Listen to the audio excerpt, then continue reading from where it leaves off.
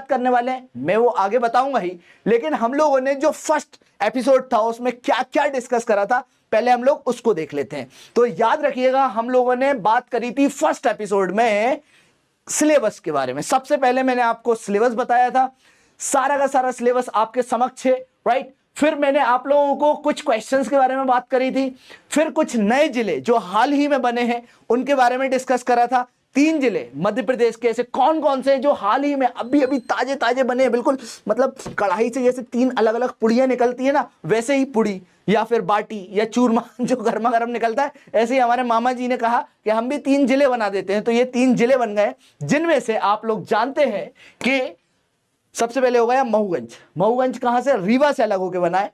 फिर मैयर जो कि सतना से अलग होकर बना है। ऐसे आप देखें पांडुरना, ये जो है आपको देखने को मिलेगा छिंदवाड़ा से अलग होकर बना हुआ है, राइट। तो ये हम लोगों ने देखा था। फिर मैंने आप लोगों का पूरा जो हम बोलते हैं ना 10 डिविजन्स ऑफ मध्य प्रदेश और सारे के सारे डिवीजन के जिले याद करवाए थे कि कौन से डिवीजन में कौन कौन सा जिला मौजूद है। पूरा मैपिंग के थ्रू मैंने ये सारा का सारा जो आपके पीछे चल रहा है मेरे स्क्रीन पे देखने को मिल रहा है, ये सारा का सारा हम लोगों ने गाइस कवर करा था। चलिए आगे बढ़ते हैं। फिर हम लोगों ने क्या क्या पढ़ा था, तो मैंने आप लोगों को फिजियोलॉजी ऑफ मध्य प्रदेश के बारे में भी बताया था, right. We talked about the physiology of Madhya Pradesh, then we talked about the topic of cancer। Madhya Pradesh के कौन कौन से जिलों से टच होके जाती है ये भी हम लोगों ने देखा था। फिर उसके अलावा हम लोगों ने बात करी थी फिजियोग्राफी में कौन सा एरिया कहां पर आता है, पठार कहां पर है, नॉर्थ में क्या है, साउथ में क्या है, ईस्ट में क्या है, वेस्ट में क्या है, ये हम लोगों ने देखा था। फिर कौन सा एरिया मध्य प्रदेश का है, कौन कौन से जिले हैं जो कि दूसरे स्टेट से टच होते हैं, ये भी हम लोगों ने कवर करे थे कि नहीं करे थे, तो ये सब हम लोगों ने कवर करे थे। Natural boundaries of Madhya Pradesh, ये भी हम लोगों ने कवर करा था कि नहीं करा था, ये भी हम लोगों ने कवर करा था। फिर मध्य प्रदेश का एरिया के बारे में हम लोगों ने बात करा था कि मध्य प्रदेश का कार्य क्षेत्र कौन सा है, कितना है, लैटिट्यूडनल लाइंस कहां पर हैं, लॉन्गिट्यूडनल लाइंस कितनी है, अक्षांतर देशांतर रेखाओं के बारे में हम लोगों ने डिस्कस करा था। फिर मध्य प्रदेश जो है गोंडवाना लैंड का पार्ट है, राइट। तो गोंडवाना लैंड के बारे में हम लोगों ने बात करी थी। Then I talked you to about the right you know what expansion. देन उसके बाद मैंने आपको यह बताया था कि कौन कौन से स्टेट्स हैं इंडिया के, राइट, कौन कौन से स्टेट्स हैं जो कि स्टैंडर्ड मेरिडियन से बिल्कुल टच करते हुए ऐसे जाते हैं। तो ये हम लोगों ने मौका एक ट्रिक बनाई थी। मौका क्या थी वो ट्रिक? मौका, आप लोगों को मौका दिया गया है, आप लोग पढ़ लीजिए एक बार। मैं कई सारे रील्स भी लेकर आ रहा हूं, याद रखिएगा एमपी एग्जाम्स वाला पे आपको जितने भी मेरे रील्स बनेंगे ना वो सारे के सारे रील्स ट्रिक्स पे हैं, टिप्स पर हैं, ताकि आपके लिए पढ़ाई आसान करी जाए। याद रखिएगा आप लोगों के लिए पढ़ाई आसान करने के लिए रील्स बनाई थी, तो आप लोग जरूर देखिएगा जितना हो सकता है। अगर आपको अच्छा लगता है तो आप अपने दोस्तों को भी बताइए कि देखो जो फिजिक्स वाला है उसमें एमपी एग्जाम वाला इस तरह से पढ़ाता है। आप एग्जाम मतलब शेयर मत करना, आप बताना बेटे देखो मेरे मोबाइल में देखो, शेयर नहीं करना, मोबाइल में देखो, इस तरह से आप लोग बता सकते हैं कि देखो चीजें याद करने का एक तरीका होता है। तो मैंने कोशिश यही करी है कि आप लोगों को आसानी से याद करवाया जाए। देखिए कई बच्चों का ये कहना होता है कि सर हम तो ऐसे ही डायरेक्ट याद करें, तो भैया मैं बोल रहा हूँ ना बार बार कि आप आइंस्टाइन का ब्रेन है, लेकिन जो बच्चे मेरी तरह हैं हम जो है नहीं कर पाते, हम सिंपल आदमी हैं, बिल्कुल मतलब जमीन से जुड़े हुए व्यक्ति हैं, तो हमें याद नहीं होता है। तो इसलिए मैं आप लोगों से यही कहूंगा कि आप लोग जैसे याद होता है वैसे याद करिए। क्या है ना, देखो डरना नहीं है, अपन को एग्जाम की तैयारी कर रहे हैं ना, डरना नहीं है, मस्ती में रहना है। मेरा हमेशा ये मानना है सक्सेस इज अ जर्नी, कोई एंड पॉइंट नहीं है। आप लोग अधिकारी बन जाएंगे ना तब भी आपके दिमाग पे प्रेशर रहेगा किसी ना किसी चीज का। तो जो आप अभी कर रहे हैं ना आप उसको एंजॉय करिए, जैसे मैं आप लोगों को पढ़ा के एंजॉय करता हूँ कैमरे के सामने, मस्त मजा आता है आप लोगों को पढ़ाने में, राइट। तो ये मेरा एक पैशन है और इस पैशन को मैं फॉलो करता हूँ, मुझे मजा आता है, राइट। तो वही वाली बात है कि क्यों डरे, जिंदगी में क्या होगा, क्यों डरे हम लोग, सारे के सारे बच्चे मेरे साथ बोलिएगा, क्यों डरे हम, जिंदगी में क्या होगा, कुछ नहीं होगा तो तजुर्बा होगा। तो experience is the best teacher. इसलिए मैं आप लोगों से विनती करूंगा कि चिल करो, याद करो, चीजों को जितना आसानी से याद कर सकते हो उस पर फोकस करो। फिर मैंने आपको नेचुरल बाउंड्रीज के अलावा मैंने ये बताया था कि भाई कौन सा स्टेट से जो बॉर्डर करता है मध्य प्रदेश को। उसके बाद हम लोगों ने बात करी कि डिस्ट्रिक्ट्स ऑफ एमपी जो शेयर करते हैं बॉर्डर उत्तर प्रदेश से, ये कौन कौन से डिस्ट्रिक्ट्स हैं ये हमने बात करी। फिर डिस्ट्रिक्ट्स ऑफ यूपी जो शेयर करते हैं बॉर्डर मध्य प्रदेश से, इसके बारे में बात करी थी। फिर मध्य प्रदेश के ऐसे जिले जो बॉर्डर करते हैं किससे जी, छत्तीसगढ़ से, ये हम लोगों ने बात करी थी। छत्तीसगढ़ के साथ सीमा साझा करने वाले मध्य प्रदेश के कौन से जिले हैं ये भी हम लोगों ने बात करी थी, और इसको हमने बहुत आसान ट्रिक से भी बताया था कि कैसे याद करा जा सकता है। फिर डिस्ट्रिक्ट्स ऑफ राजस्थान। अब हम लोग बात करते हैं कौन कौन से जिले हैं जो कि राजस्थान के हैं, जो मध्य प्रदेश से बॉर्डर टच करते हैं। तो अब देखो ये इतना इंपॉर्टेंट नहीं है, बस एक बार आप देख सकते हो, बांसवाड़ा बारन, कोटा प्रतापगढ़, भीलवाड़ा सवाई माधोपुर, चित्तौड़गढ़ करौली, झंडावाला झालावाड़ और धौलपुर, राइट। तो इस तरह से आप लोग इस चीज को भी याद कर सकते हैं। ऐसे ही अगर अपन देखें तो मध्य प्रदेश के साथ सीमा साझा करने वाले ये तो हो गए। अब मध्य प्रदेश के जिले जो कि बॉर्डर शेयर करते हैं राजस्थान से, यहां पर हमें याद करना है कौन कौन से जिले हैं मध्य प्रदेश के जो कि बॉर्डर शेयर करते हैं राजस्थान से। तो याद करते हैं हम लोग चुटकियों में। याद करने का देखो सबसे आसान तरीका है, चीजों को आसान बनाओ, ट्रिक्स बनाओ। अगर याद हो जाता है तो उससे आप याद कर सकते हैं। कई बच्चों को यह कहना होता है कि सर इसको भी हम भूल जाते हैं, तो ट्रिक को याद करने में भी हमें कला लगती है, हमें एक्सपर्ट लगते हैं। लेकिन अगर आप ट्रिक्स को बार बार, जैसे सुबह ब्रश कर रहे हो, दांत घिस रहे हो, दांत घिसते वक्त एक बार डायरी में देख लो, ठीक है। आप शाम को घूमने जा रहे हो, वॉक कर रहे हो, आप उस डायरी को ले जाइए, वहां पर आप एक बार रिवाइज कर लीजिए। नहीं तो इसी वीडियो को 4-5 बार देख लो, 1.5 की स्पीड में देख लो, तब भी याद हो जाएगा। जहां पर तुम्हें लग रहा है कि अमन सर यहाँ पे बकर बहुत ज्यादा कर रखे हैं, तो वहां पर स्किप कर दो, double double double double double दबा के। होता है कि नहीं होता, 10 सेकंड 15 सेकंड का स्किप कर दो, राइट। तो आपके पास ये एक बहुत आसान तरीका है। इस तरह से अगर आप पढ़ते हैं ना, आपको सब कुछ याद हो जाएगा। क्लियर है? चलिए, तो यहां पर हम देखते हैं राजस्थान से मध्य प्रदेश के कौन कौन से जिले टच करते हैं।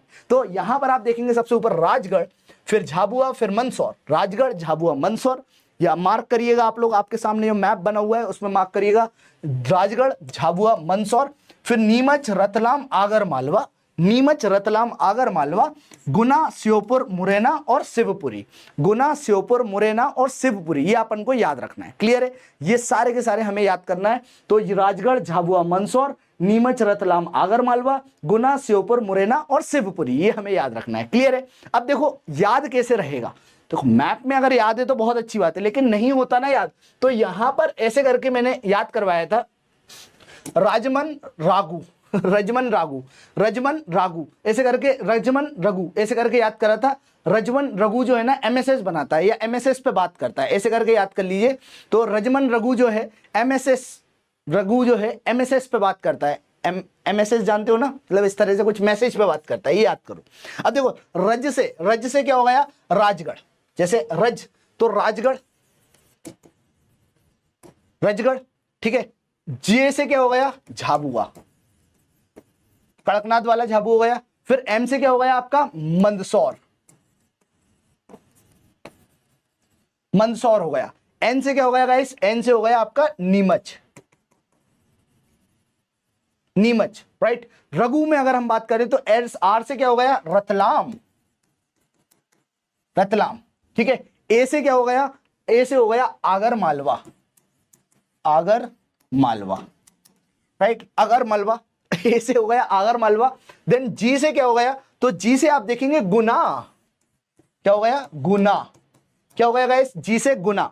फिर एम से क्या हो गया, तो एम से आपको याद रखना है, एम से हो गया मुरैना, मुरैना, एम से क्या हो गया गाइस, मुरैना। देन एम के बाद एस से अगर हम बात करें तो एस से हो गया शिवपुरी, क्या हो गया गाइस, शिवपुरी, ये आपको याद रखना है, शिवपुरी। तो इस तरह से आप क्या कर सकते हैं, सारे के सारे जिले जो कि मध्य प्रदेश के हैं वो सारे के सारे टच करते हैं राजस्थान से, ये याद कर सकते हैं। देखो एमपीपीएससी क्या करता है ना, फैक्चुअल क्वेश्चन बहुत पूछता है। फैक्चुअल क्वेश्चन के लिए यही एक तरीका है। मैंने थोड़ा सा अलग तरीका अपनाया है। कई बार क्या होता है, सिलेक्शन नहीं होता है, तो सिलेक्शन नहीं होता है तो उसके लिए हम क्या बेस्ट कर सकते हैं, तो हम यही बेस्ट कर सकते हैं कि हम अपने पढ़ने के तरीके को बदल कर दें, राइट। पढ़ने के तरीके में चेंज लेकर आए ताकि हमें सारी की सारी चीजें याद रहें। क्लियर है? तो यहां पर हम लोगों ने देखा हिंदी में भी ये सारे के सारे लिखे हुए हैं, ये भी आप देख सकते हैं। अब कुछ जिले हैं जो कि गुजरात के हैं, जो टच करते हैं किससे, मध्य प्रदेश से। तो मात्र 2 जिले हैं। कौन कौन से 2 जिले हैं, तो यहां पर आप देखेंगे दाहोद और दूसरा होगा छोटा उदयपुर। दाहोद और छोटा उदयपुर, ये दोनों के दोनों जिले हैं। इसके अलावा अगर हम बात करें कि मध्य प्रदेश के कौन कौन से जिले हैं जो कि टच करते हैं किससे जी, करोगे गुजरात से, ठीक है। रा से मैं राजस्थान बोलने वाला था लेकिन मैंने बोला गुजरात, ठीक है। तो सही निकला झाबुआ और अलीराजपुर। तो झाबुआ मतलब एक बुआ जी हैं और एक अली भाई हैं, दोनों के दोनों जो है गुजरात से टच करते हैं, ये आपको याद रखना है, ठीक है। तो Jhabua as well as Alirajpur जो है बॉर्डर शेयर करते हैं किससे, बॉर्डर शेयर करते हैं किससे जी, गुजरात से। ये हम लोगों ने पढ़ लिया। अब हम लोग बात करें कौन कौन से जिले हैं महाराष्ट्र के जो बॉर्डर शेयर करते हैं मध्य प्रदेश से। तो महाराष्ट्र के कई सारे हैं। अब इस पे देखो क्वेश्चन बन जाता है, मतलब कभी पूछ लें अगर मस्ती में आ गए तो टफ बनाने के लिए, बट मेरा ये मानना है कि एक बार इसको बस रीड करो। लेकिन मध्य प्रदेश के कौन कौन से जिले हैं जो महाराष्ट्र से टच होते हैं ये हमें याद रखना है। तो यहाँ पर धुले, भूसावल, अमरावती, नागपुर, भंडारा, गोंडिया, है ना, जलगांव, बुल्ढाना, तो ये सारे के सारे जिले हो गए महाराष्ट्र के। लेकिन अगर हम बात करें मध्य प्रदेश के, तो देखो मध्य प्रदेश में अगर आप देखेंगे तो काफी सारे जिले हैं और हाल ही में महाराष्ट्र से टच होता हुआ एक और नया जिला है जिसका नाम है पांडुर्णा। क्या नाम है गाइस, यहां पर देखेंगे छिंदवाड़ा से अलग होकर ये बना है पांडुर्णा, पांडुर्णा, राइट, ये आपको याद रखना है पांडुर्णा। अब आप देखेंगे काफी सारे जिले हैं जो कि टच होते हैं, तो 9 जिले यहाँ पे लिखा हुआ है, 9 में +1 कर दो। देखो मैं इसलिए नहीं करा ताकि आपको याद रहे कि +1 मतलब अभी हुआ है, और 10 जिले जो हैं मध्य प्रदेश के जो कि टच करते हैं, बॉर्डर शेयर करते हैं किससे जी, महाराष्ट्र से। तो यहां पर अब आपको क्या याद करना है जी, आपको याद क्या करना है जी, जिलों के नाम। तो सबसे पहले जैसे आप देखेंगे अलीराजपुर हो गया, बड़वानी हो गया, खरगोन हो गया, खंडवा हो गया, बुरहानपुर हो गया।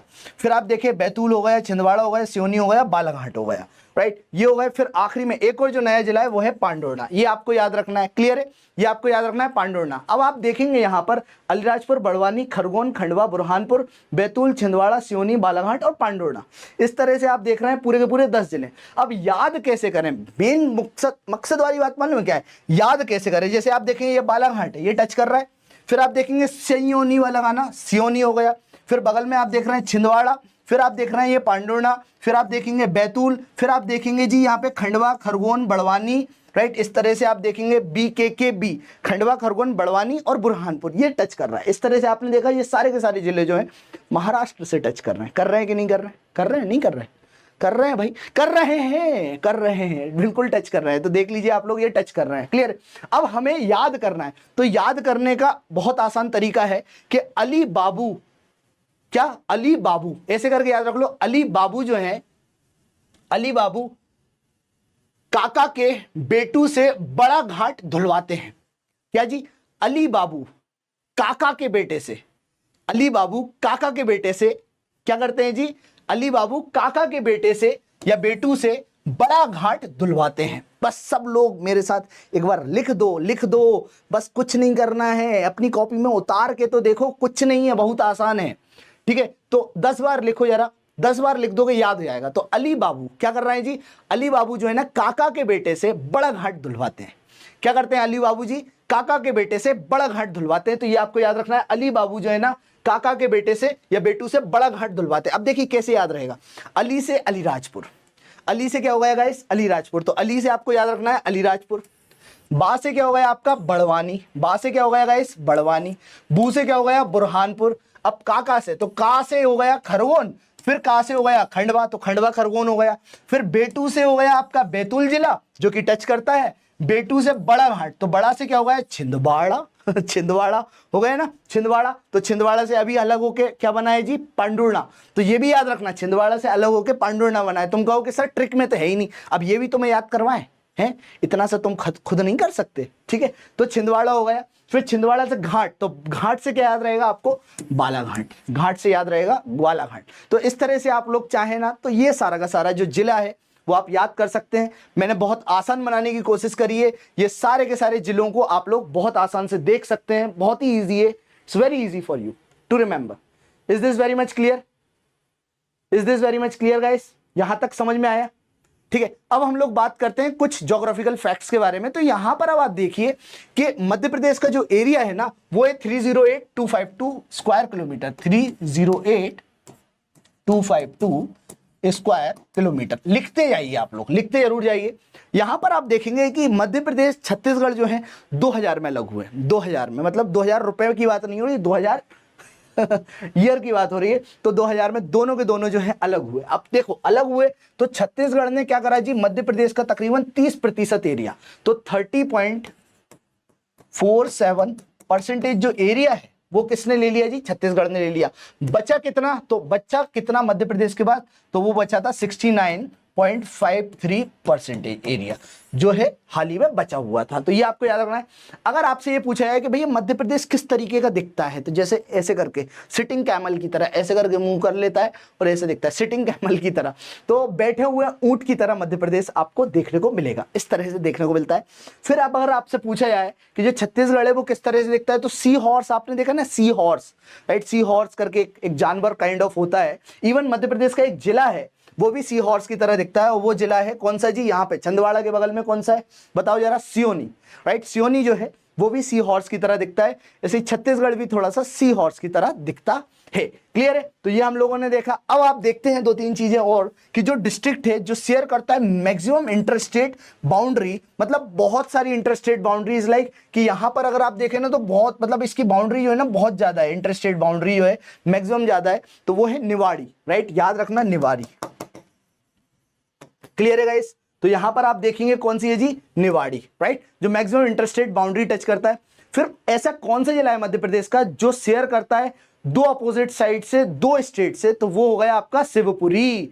यहां पर अगर आप देखेंगे एमपी का मैप, तो ये दो अपोजिट साइड से, देखो ये शिवपुरी है, अब एक तरफ क्या हो गया उत्तर प्रदेश यूपी हो गया, और एक तरफ क्या हो गया गाइस, तो ये हो गया राजस्थान। क्लियर है, राजस्थान। तो इस तरह से आप लोग देखिएगा, एक हो गया शिवपुरी जो कि उत्तर प्रदेश से टच करता है एक साइड से, और दूसरी तरफ से ये राजस्थान से टच करता है, ये हम लोगों ने देख लिया गाइस।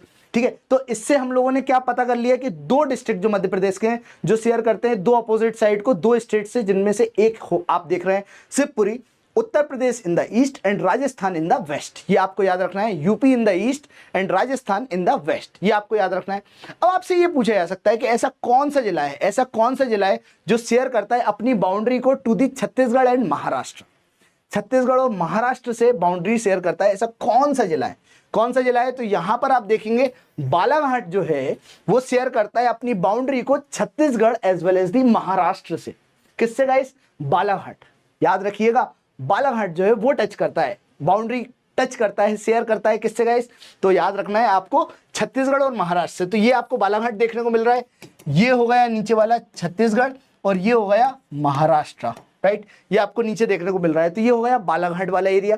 फिर आप देखेंगे आपसे ये भी पूछा जा सकता है कि ऐसा कौन सा स्टेट है, ऐसा कौन सा स्टेट है जो कि अपनी बाउंड्री को शेयर करता है गुजरात और महाराष्ट्र से, गुजरात और महाराष्ट्र से, तो गुजरात और महाराष्ट्र से आप देखेंगे वो है अलीराजपुर, अलीराजपुर, राइट, तो अलीराजपुर जो है वो Gujarat as well as Maharashtra से दोनों से बाउंड्री शेयर करता है। तो अभी देखिए हम लोगों ने क्या देखा, जो छत्तीसगढ़ है और महाराष्ट्र है, दोनों को दोनों जो है ये दोनों के दोनों स्टेट्स टच करते हैं बाउंड्री किससे गाइस, टच करते हैं बाउंड्री किससे, याद रखना है जी, ये आप देख पा रहे हैं, ये जो आपको देखने को मिल रहा है बालाघाट से। क्लियर, ऐसे ही अगर आप देखें अलीराजपुर, अलीराजपुर जो है बाउंड्री शेयर करता है गुजरात और महाराष्ट्र से, ये हमें याद रखना है। अब आपसे ये पूछा जा सकता है ऐसा कौन सा जिला है जो बाउंड्री शेयर करता है गुजरात और राजस्थान से, जैसे कि अगर आप यहां पर देखेंगे इसमें, तो गुजरात और राजस्थान से जो टच कर रहा है ना, ये है झाबुआ। क्या है, झाबुआ, याद रखना है आपको, ये कौन सी बुआ जी हैं, झाबुआ जी हैं कौन सी बुआ जी हैं, ये झाबुआ जी हैं, झा है बुआ है, झाबुआ जी, किन कौन सी बुआ जी है, झाबुआ जी है, तो ये आपको झाबुआ याद रखना है। फिर आप देखते हैं मध्य प्रदेश का ऐसा कौन सा जिला है, कौन सा जिला है जो कि मतलब हम बोल सकते हैं कि largest neighbouring state of Madhya Pradesh से टच करता, वो सॉरी, कौन सा जिला है जो बाउंड्री टच करता है छत्तीसगढ़ और उत्तर प्रदेश से, ये आप याद रखना, छत्तीसगढ़ और उत्तर प्रदेश से बाउंड्री टच करता है, तो वो कौन सा है जी, सिंगरौली। यहां पर आप देख रहे हैं ये है सिंगरौली, तो ये ऊपर की तरफ यूपी हो गया, नीचे की तरफ छत्तीसगढ़ हो गया, ये आपको याद रखना है, छत्तीसगढ़ और यूपी दोनों के दोनों यहां पर आपको देखने को मिल रहा है। Is this very much clear guys, समझ में आ रहा है, नहीं आ रहा है, आ रहा है, आ रहा होगा। देखो इस पे क्वेश्चंस बनते हैं, आप लोग समझ नहीं रहे हैं, फैक्चुअल चीजें हैं जो मैं कवर करवाने की कोशिश कर रहा हूं, राइट। फिर आखिरी इम्तिहान की घड़ी आएगी तो उस दिन हम लोग सैटरडे को सारे के सारे मतलब मैराथन में रगड़ के हम लोग पीट देंगे, है कि नहीं है, रगड़ के बिल्कुल सारे के सारे हम लोग क्वेश्चंस पे डिस्कशन करेंगे और क्वेश्चंस के थ्रू हम लोग आंसर्स पे जाएंगे, राइट। तो ये आपको याद रखना है। फिर यहां पर आप देखिए जो लार्जेस्ट नेबरिंग स्टेट है ना मध्य प्रदेश का, वो क्या है गाइस, राजस्थान है। क्या है गाइस? राजस्थान है। पॉपुलेशन वाइज जो बिगेस्ट नेबरिंग स्टेट है मध्य प्रदेश का वो है उत्तर प्रदेश। तो उत्तर प्रदेश याद रखिएगा आप लोग, पॉपुलेशन वाइज नंबर 1 पर है, ठीक है, जो कि शेयर करता है बाउंड्री। चलिए अब हम लोग आगे बढ़ते हैं, यहां पर कुछ नोटेबल फैक्ट्स पे चर्चा कर लेते हैं।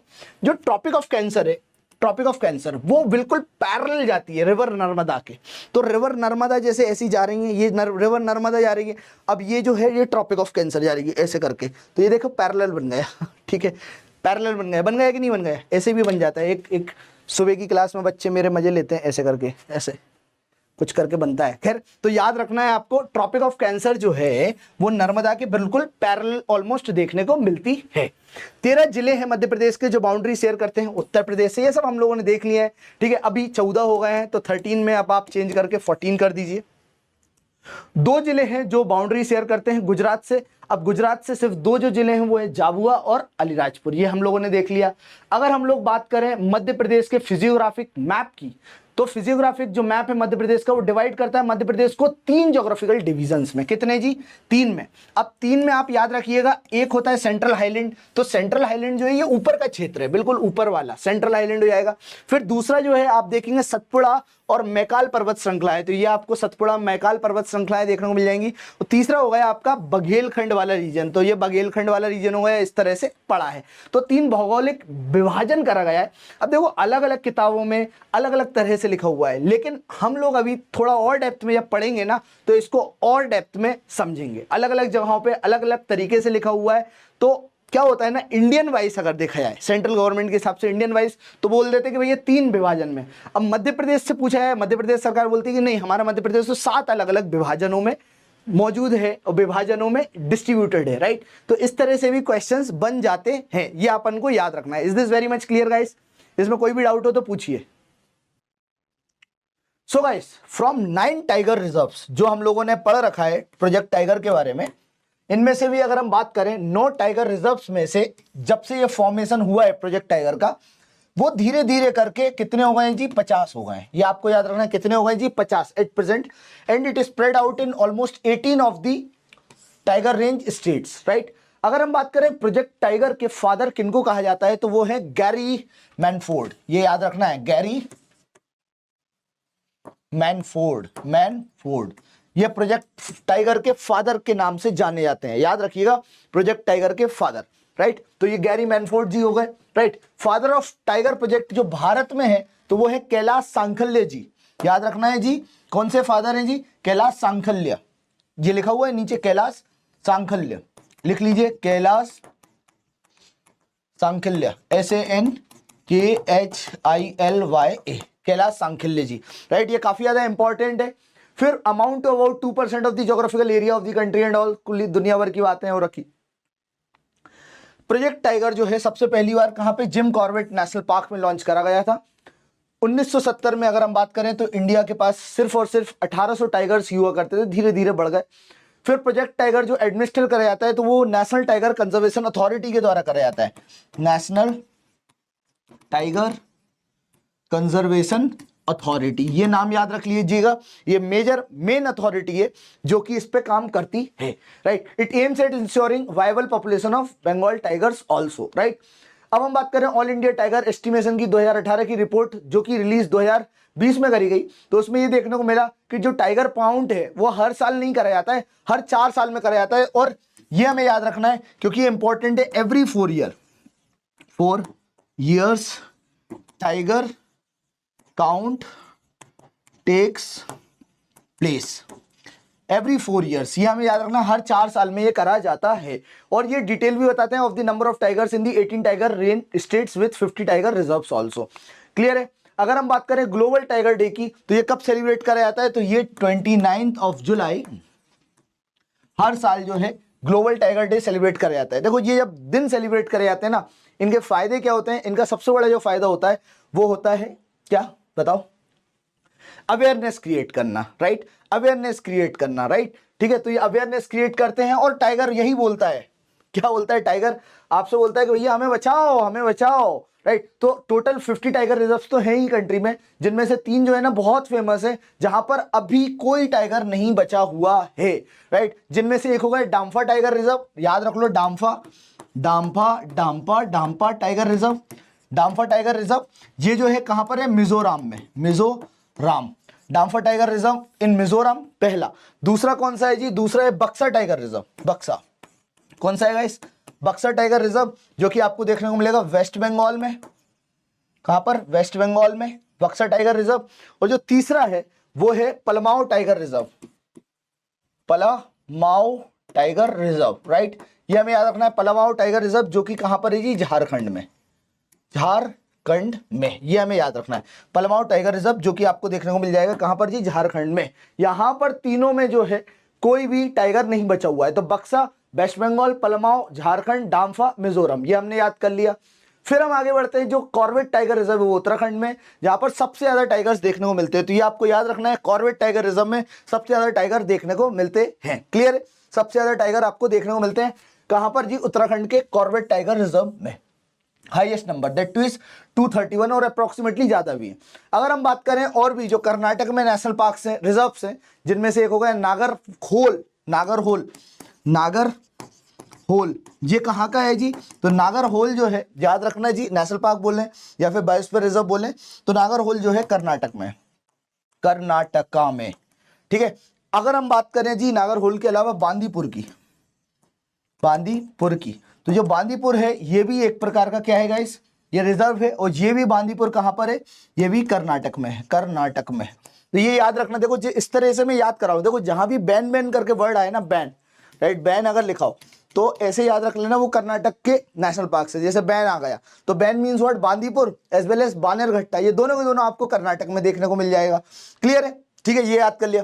ऐसे ही अगर हम बात करें और भी, जैसे याद करने का एक तरीका है कि जो नीलगिरी रीजन है, नीलगिरी जो पहाड़ियां हैं, नीलगिरी के पर्वत हैं, आप देखेंगे तो वहां पर आप कई सारे बायोस्फीयर रिजर्व को देखते हैं। तो कई बार ऐसे क्वेश्चन पूछा जा सकता है कि नीलगिरी जो पर्वत श्रृंखलाएं हैं, राइट, उसमें कौन कौन से बायोस्फीयर रिजर्व्स देखने को मिलते हैं, कौन कौन से बायोस्फीयर रिजर्व्स देखने को मिलते हैं। तो देखिए, पहले तो आप ये याद रखिए गाइस कि नागरहोल हो गया, पहली चीज नागरहोल हो गया।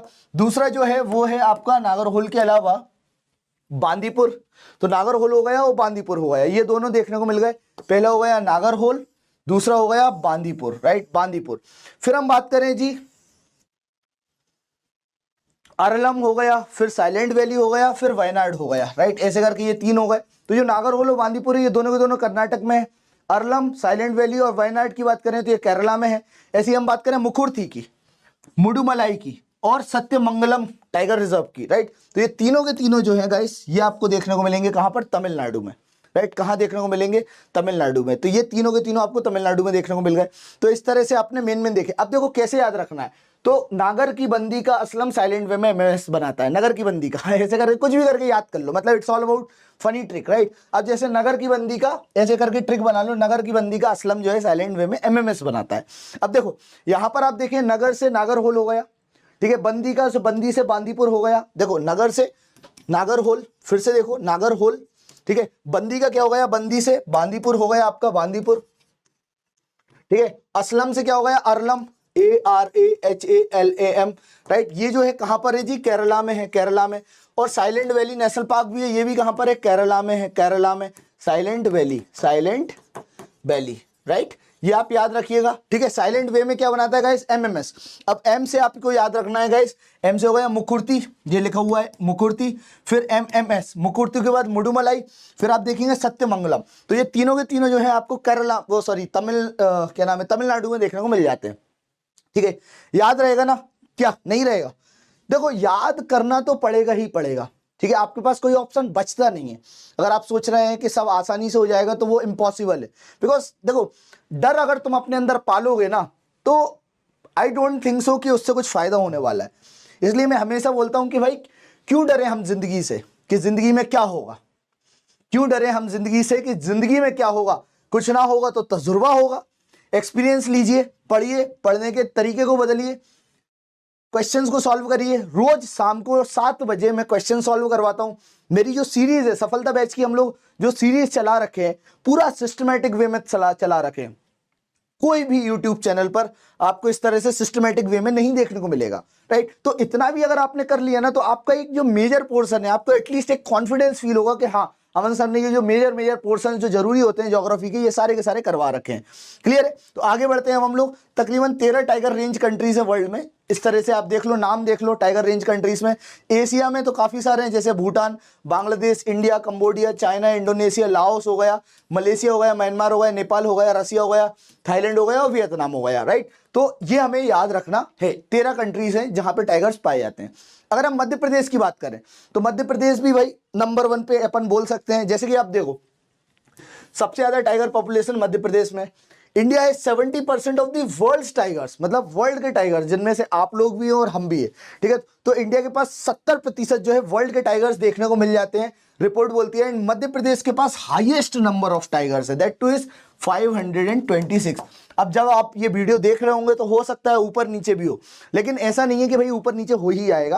मतलब थोड़ा बहुत ऊपर नीचे होगा तो फैक्ट्स इट्स ऑल अबाउट कि भाई कल किसी को मलेरिया हो गया, वो निपट गया, तो 526 में से 525 हो जाएंगे, राइट। तो जब आप पेपर दें तो एक बार ये फैक्ट्स को एक बार और करेक्ट करके जाया करो, देख के जाया करो कि हाँ भाई ऐसा तो नहीं है कि ज्यादा पूछा जा रहा है, राइट। चलिए, मतलब चेंज हो गया हो, राइट। तो वो फैक्ट्स को थोड़ा सा आप लोग प्रिपेयर कर लिया करो, एक बार और देख लिया करो, ठीक है, टैली कर लिया करो। कर्नाटक दूसरे नंबर पर और उत्तराखंड तीसरे नंबर पर, राइट। ये आप देख सकते हैं। इसके पहले कर्नाटक ही था पहले नंबर पर, लेकिन फिर कर्नाटक नाटक करने लगा, टाइगर्स डेथ कर गए, फिर हमारे मध्य प्रदेश में 526 टाइगर्स हो गए। क्लियर है। अगर हम बात करें छत्तीसगढ़ और मिजोरम की, तो यहां पे काफी ज्यादा डिक्लाइन भी देखने को मिला है, ये मैंने आपको बता ही दिया है। क्या टाइगर सेंसस 2022 रिलीज हुआ है, तो देखो जो टाइगर का सेंसस है ना, सबसे इंपॉर्टेंट चीज क्या है कि हर 4 साल में होता है, 4 ईयर्स में, 4 ईयर्स में ये होता है, हर 4 साल में होता है। अगर हम बात करें लेटेस्ट की, तो जो लेटेस्ट है 2022 में कंडक्ट करा गया, और वो रिपोर्ट जो है अभी हाल ही में आई नहीं है, इसलिए मैं नहीं बता पा रहा हूं। अब हम बात करते हैं वाइल्ड लाइफ सेंचुरीज के बारे में। जो सबसे बड़ी वाइल्ड लाइफ सेंचुरी है ना, वो है नौरादेही वाइल्ड लाइफ सेंचुरी। याद रखिएगा, नौरादेही लिख लो अपने नोटबुक में, नौरादेही वाइल्ड लाइफ सेंचुरी। कौन सी है guys? Nauradehi wild life sanctuary. लिख लीजिए इसको फटाफट, Nauradehi wild life sanctuary, right. ये बहुत इंपॉर्टेंट बड़ी सी वाइल्ड लाइफ सेंचुरी है। और ये जो नौरादेही वाइल्ड लाइफ सेंचुरी है ना, इतनी बड़ी है, 9 देवियों की तरह। नौरादेही बहुत बड़ी, सागर में समाती है, ऐसे याद रखो, सागर में समाती है। तो सागर में आपको नौरादेही वाइल्ड लाइफ सेंचुरी देखने को मिलेगा। सागर कहां पर है गाइस? ये सागर में। तो ये आपको याद रखना है, Nauradehi wild life sanctuary is located in Sagar. Clear है। फिर हम बात करते हैं जो सबसे छोटी है, राइट। अब वो छोटी है तो वो कहां होगी जी? इंडोर में होगी। मतलब जैसे मैं इंडोर में क्लास ले रहा हूं, राइट। ग्राउंड में तो सागर की तरह बाहर तो लेंगे नहीं क्लास, तो इंडोर में ले रहे हैं। तो यहां पर जो सेंचुरी है वो बहुत ही छोटी है, और वो जो इतनी छोटी है क्योंकि वो रोती रोती रहती है। तो राला मंडल जो आप देखेंगे, स्मॉलेस्ट वाइल्ड लाइफ सेंचुरी देखने को मिल रही है इंदौर में। Smallest wildlife sanctuary that is Ralamandal, settled in Indore. बस इतना आपको याद रखना है। तो राला मंडल इंदौर, राला मंडल राइट। ये कहां पर है गाइस? इंदौर में। क्लियर है, इंदौर में। क्लियर है, ये आपको याद रखना है। फिर हम बात करें क्रोकोडाइल प्रोटेक्शन की, तो यहां पर आप देखेंगे क्रोकोडाइल प्रोटेक्शन के लिए जो मगरमच्छ, जो घड़ियाल होते हैं, उनके प्रोटेक्शन के लिए हमारे यहाँ तीन जो है आपको सेंचुरीज देखने को मिलेंगी। और 3 कौन सी है? चेन्नई सुपर किंग्स, ऐसे करके याद रख लो, CSK। क्या याद रखेंगे? CSK। अब सी से क्या होगा गाइस? तो सी से आप याद रखना Chambal sanctuary, Chambal sanctuary. Chambal sanctuary ये कहां पर है? मुरैना में है चंबल सेंचुरी इन मुरैना। याद रखना, चंबल सेंचुरी इन मुरैना। अगर हम दूसरे की बात करें तो एस से आपकी हो जाएगी जी सोन चिरैया, सोन सेंचुरी। ये कहां पर है गाइस? तो ये जो सोन है आपको सीधी शहडोल में देखने को मिल जाएगा। कहां पर? सीधी शहडोल में आपको देखने को मिल जाएगी सोन चिरैया या सोन सेंचुरी। ठीक है, ये हो गया। तीसरे की अगर हम बात करें तो केन सेंचुरी, केन घड़ियाल सेंचुरी, राइट। अब केन रिवर कहां से निकलती है? You know very well, Katni से निकलती है। मैंने कई जगहों पे जबलपुर बताया है, क्योंकि कई किताबों में अलग अलग दे रखा है, तो कटनी आप याद रख लो, ठीक है, कटनी से निकलती है, याद रखिएगा। तो केन घड़ियाल जो है, ये जो है पन्ना छतरपुर यहाँ पर आपको देखने को मिल जाएगी, राइट। तो इस तरह से आपने ये दोनों तीनों मैंने आपको बताया ना, ये आपको याद रखना है। Is this very much clear guys? Is this very much clear और नॉट? बताओ, कोई डाउट हो तो बताइए आप लोग। यस बताइए, नहीं है ना कोई डाउट? ठीक है, आगे बढ़ते हैं हम लोग, राइट। ये हम लोगों ने क्लियर कर लिया है, क्लियर है। आगे बढ़ते हैं अब हम लोग, right. So moving on to the कुछ वर्ड प्रोटेक्शन साइट्स। तो आपसे ये भी पूछा जा सकता है कि वर्ड प्रोटेक्शन के लिए जो है, वर्ड प्रोटेक्शन मतलब पंछी उड़े जत उड़े उड़े पंछी रहे, राइट। तो वर्ड प्रोटेक्शन के लिए कौन कौन सी साइट है? तो खारमोर वर्ड प्रोटेक्शन के लिए, जिनमें से एक है सरदारपुर, सरदारपुर जो कि है धार में, धार में है, क्लियर है, धार में सरदार। तो ऐसे याद रखना धार में। अच्छा, धार से एक दो रिवर्स भी निकलती हैं, कोई निकलती है कि नहीं निकलती? तुम लोग बताओ। हाँ जी, कौन सी रिवर निकलती है बताओ जरा, तेज बताओ। यस, थोड़ा तेज बताइए, थोड़ा तेज, सुनने में नहीं आ रहा है। हाँ, धार, माही निकलती है। अच्छा, दूसरे और कौन सी निकलती है जल्दी बताओ? हथनी रिवर निकलती है। तो याद रखना धार से माही एंड हथनी, हथनी रिवर जो है निकलती है, क्लियर। ये याद हो गया, सरदारपुर धार। ऐसे ही एक और रतलाम, रतलाम में सैलाना सेंचुरी। तो सैलाना जो सेंचुरी है ना, सैलाना, ये कहां पर है? रतलाम में, राइट। और रतलाम के रतलामी सेव जो है ना बहुत फेमस है, रतलामी सेव जो है वो काफी ज्यादा फेमस है, रतलामी सेव, ये आपको याद रखना है। अगर हम बात करें सोन वर्ड की, राइट, सोन वर्ड की क्या खास बात है जी? ये गोल्डन वर्ड प्रोटेक्शन के तहत आ जाती है। अब इसकी दो सेंचुरीज, जिनमें से एक हो गई Karera, Karera, Karera sanctuary, right, Karera sanctuary. ये जो आपको देखने को मिलेगा शिवपुरी में, शिवपुरी में, क्लियर है। करेरा सेंचुरी जो है शिवपुरी में। तो शिव जी जो है करारा जवाब देते हैं याद रखना, शिव जो है करारा जवाब देते हैं। तो करेरा सेंचुरी शिवपुरी में, राइट, ये आपको याद रखना है। तो शिवपुरी में, अच्छा, शिवपुरी जो है बड़ा ठंडा एरिया रहता है, राइट। शिमला ऑफ मध्य प्रदेश किसको बोलते हैं आप लोग बताइए कमेंट बॉक्स में, किसको बोलते हैं जी? शिवपुरी को बोलते हैं। ऐसा ही है क्या? पक्का पक्का पक्का? देखो ठंडा क्यों रहता है ये बताइए आप, बताइए जरा, थोड़ा सोचिए, ठंडा क्यों रहता है? देखो इसके पीछे एक बहुत बड़ा कारण है, ठंडे रहने के पीछे का बहुत बड़ा कारण है। और सबसे बड़ा जो कारण यहाँ पर जो ठंडे रहने का है वो है पठार एरिया, पठार एरिया, गर्म पानी, ठीक है, पठार एरिया, क्लियर है। फिर हम बात करते हैं घाटी गांव के बारे में। तो घाटी गांव जो है ये कहां पर है जी? ग्वालियर। तो घटिया गांव, GHATIGAON, ये कहां पर है? ग्वालियर में, ग्वालियर में, राइट। तो घाटी गांव सेंचुरी कहां पे देखने को मिल जाएगी? लियर। तो ऐसे याद रखो, लियर, ग्वालियर, लियर मतलब लायर, राइट। तो घटिया गांव कहां पर है? ग्वालियर में। बस हम लोगों ने देखो फैक्ट्स याद करना है प्रीलिम्स के हिसाब से। जब आपकी मेंस की क्लास होगी तो हम काफी ज्यादा पढ़ेंगे, लेकिन अभी हमें फैक्ट्स याद रखना है, राइट। फिर हम बात करें अगर दुधराज की, तो जो दुधराज है मध्य प्रदेश का स्टेट वर्ड है, ये तो आप लोग जानते हैं, शाहबुलबुल, राइट। अब ये जो है कहां पर प्रोटेक्ट करा गया है? तो सरदारपुर में, Sardarpur sanctuary, right, Sardarpur sanctuary, right. यहां पर इसको प्रोटेक्शन प्रोवाइड करी गई है। वो भी कहां पर जी? धार में। कहां पर गए? इस धार में। अगर हम बात करें कामधेनु अभ्यारण्य की, तो कामधेनु जो अभ्यारण्य है ना, ये काऊ प्रोटेक्शन संरक्षण प्रोवाइड करता है। And it is done that too in the Shajapur district. कहां पर जी? शाजापुर, कामधेनु की शाजापुर,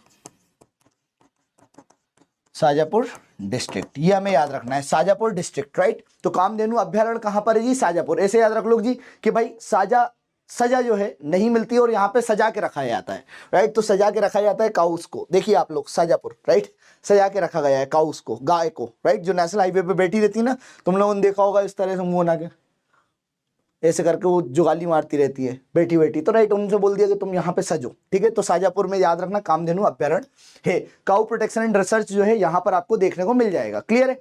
फिर हम फिर से देख लेते हैं जी, जैसे पचमढ़ी है, कौन से जिले में है गाइस? पचमढ़ी जो है वो कौन से जिले में? याद रखना जी, होशंगाबाद में। सेंचुरीज के नाम फटाफट बता देते हैं। पचमढ़ी कहां पर है जी? होशंगाबाद में। अगर हम बात करें बोरी, राइट, तो बोरी कहां पर है जी? होशंगाबाद। तो Bori sanctuary is also in Hoshangabad. ऐसे याद रख लो कि भाई होश में रहो, अदरवाइज बोरी में भर के कोई भी तुम्हें उठा के ले जाएगा। या फिर होशंगाबाद का नाम नर्मदापुरम हो गया है, तो नर्मदा नदी में अगर जाते हो गोते मारने के लिए तो थोड़ा होश में रहा करो, ऐसे याद रख लीजिए आप लोग, ठीक है। फिर हम बात करते हैं जी फैन, राइट। तो जो फैन है ना, ये कहां पर है जी? मंडला में। फैन कहां पर है गाइस? मंडला, राइट, मंडला में देखने को मिल जाएगी फैन। तो होश में रहो, नहीं तो बोरी भर के ले आएगा। फैन कहां पर है जी? मंडला में है। दुर्गावती की बात करें जी, दुर्गावती, राइट, तो दुर्गावती जो सेंचुरी है ये कहां पर है? जबलपुर में। ये आपको याद रखना है, दुर्गावती सेंचुरी, राइट। तो दुर्गावती जबलपुर, दुर्गावती सेंचुरी कहां पर है? जबलपुर में।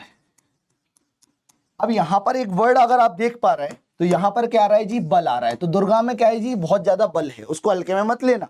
दुर्गा मैया बहुत ज्यादा बल है, 9 दुर्गे वैसे ही चल रहे हैं, राइट? तो ये आपको याद रखना है। फिर आगे बढ़ते हैं गाइस, अब हम लोग और भी सेंचुरीज के बारे में, जैसे गांधी सागर। तो गांधी सागर जो है वो कहां पर है जी? मंदसौर में, ठीक है। स्वतंत्रता के समय पे अगर आप कई लोगों का दिमाग देखो बड़े मंद थे, तो गांधी जी का दिमाग जो था ना मंद बिल्कुल नहीं था। उन्होंने कहा कि भाई भारत को हम आजादी दिला के ही मानेंगे एट एनी कॉस्ट, राइट? तो गांधी सागर डैम आपको कहां देखने को मिले? सॉरी, गांधी सागर जो सेंचुरी है वो कहां देखने को मिल जाएगी? मंदसौर में। गांधी सागर कहां पर है गाइस? मंदसौर। फटाफट लिख लो, मंदसौर। क्लियर है? मंदसौर, ये आपको याद रखना है। ऐसे ही बगडारा के बारे में बात करें तो बगडारा कहां पर है जी? सीधी में। संजय की बात करें तो संजय जो है वो भी सीधी में। तो ऐसे याद रख लो, संजय जो है ना जी, संजय सीधी हो गया, बगडारा भी सीधी हो गया। फिर सोन की बात करें तो सोन भी सीधी शहडोल में आपको देखने को मिल जाएगी, राइट? अब संजय ढुबरी सेंचुरी भी बोलते हैं, लेकिन जो ढुबरी है ना वो कहां चली गई जी? कहां पर? छत्तीसगढ़ में, राइट? ये आपको याद रखना है। कहां पे चली गई ढुबरी?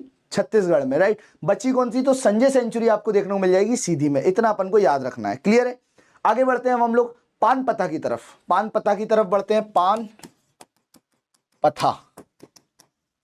पानपथा की बात करते हैं गाइस। तो पानपथा जो है कौन से जिले में है? तो वो है जी शहडोल।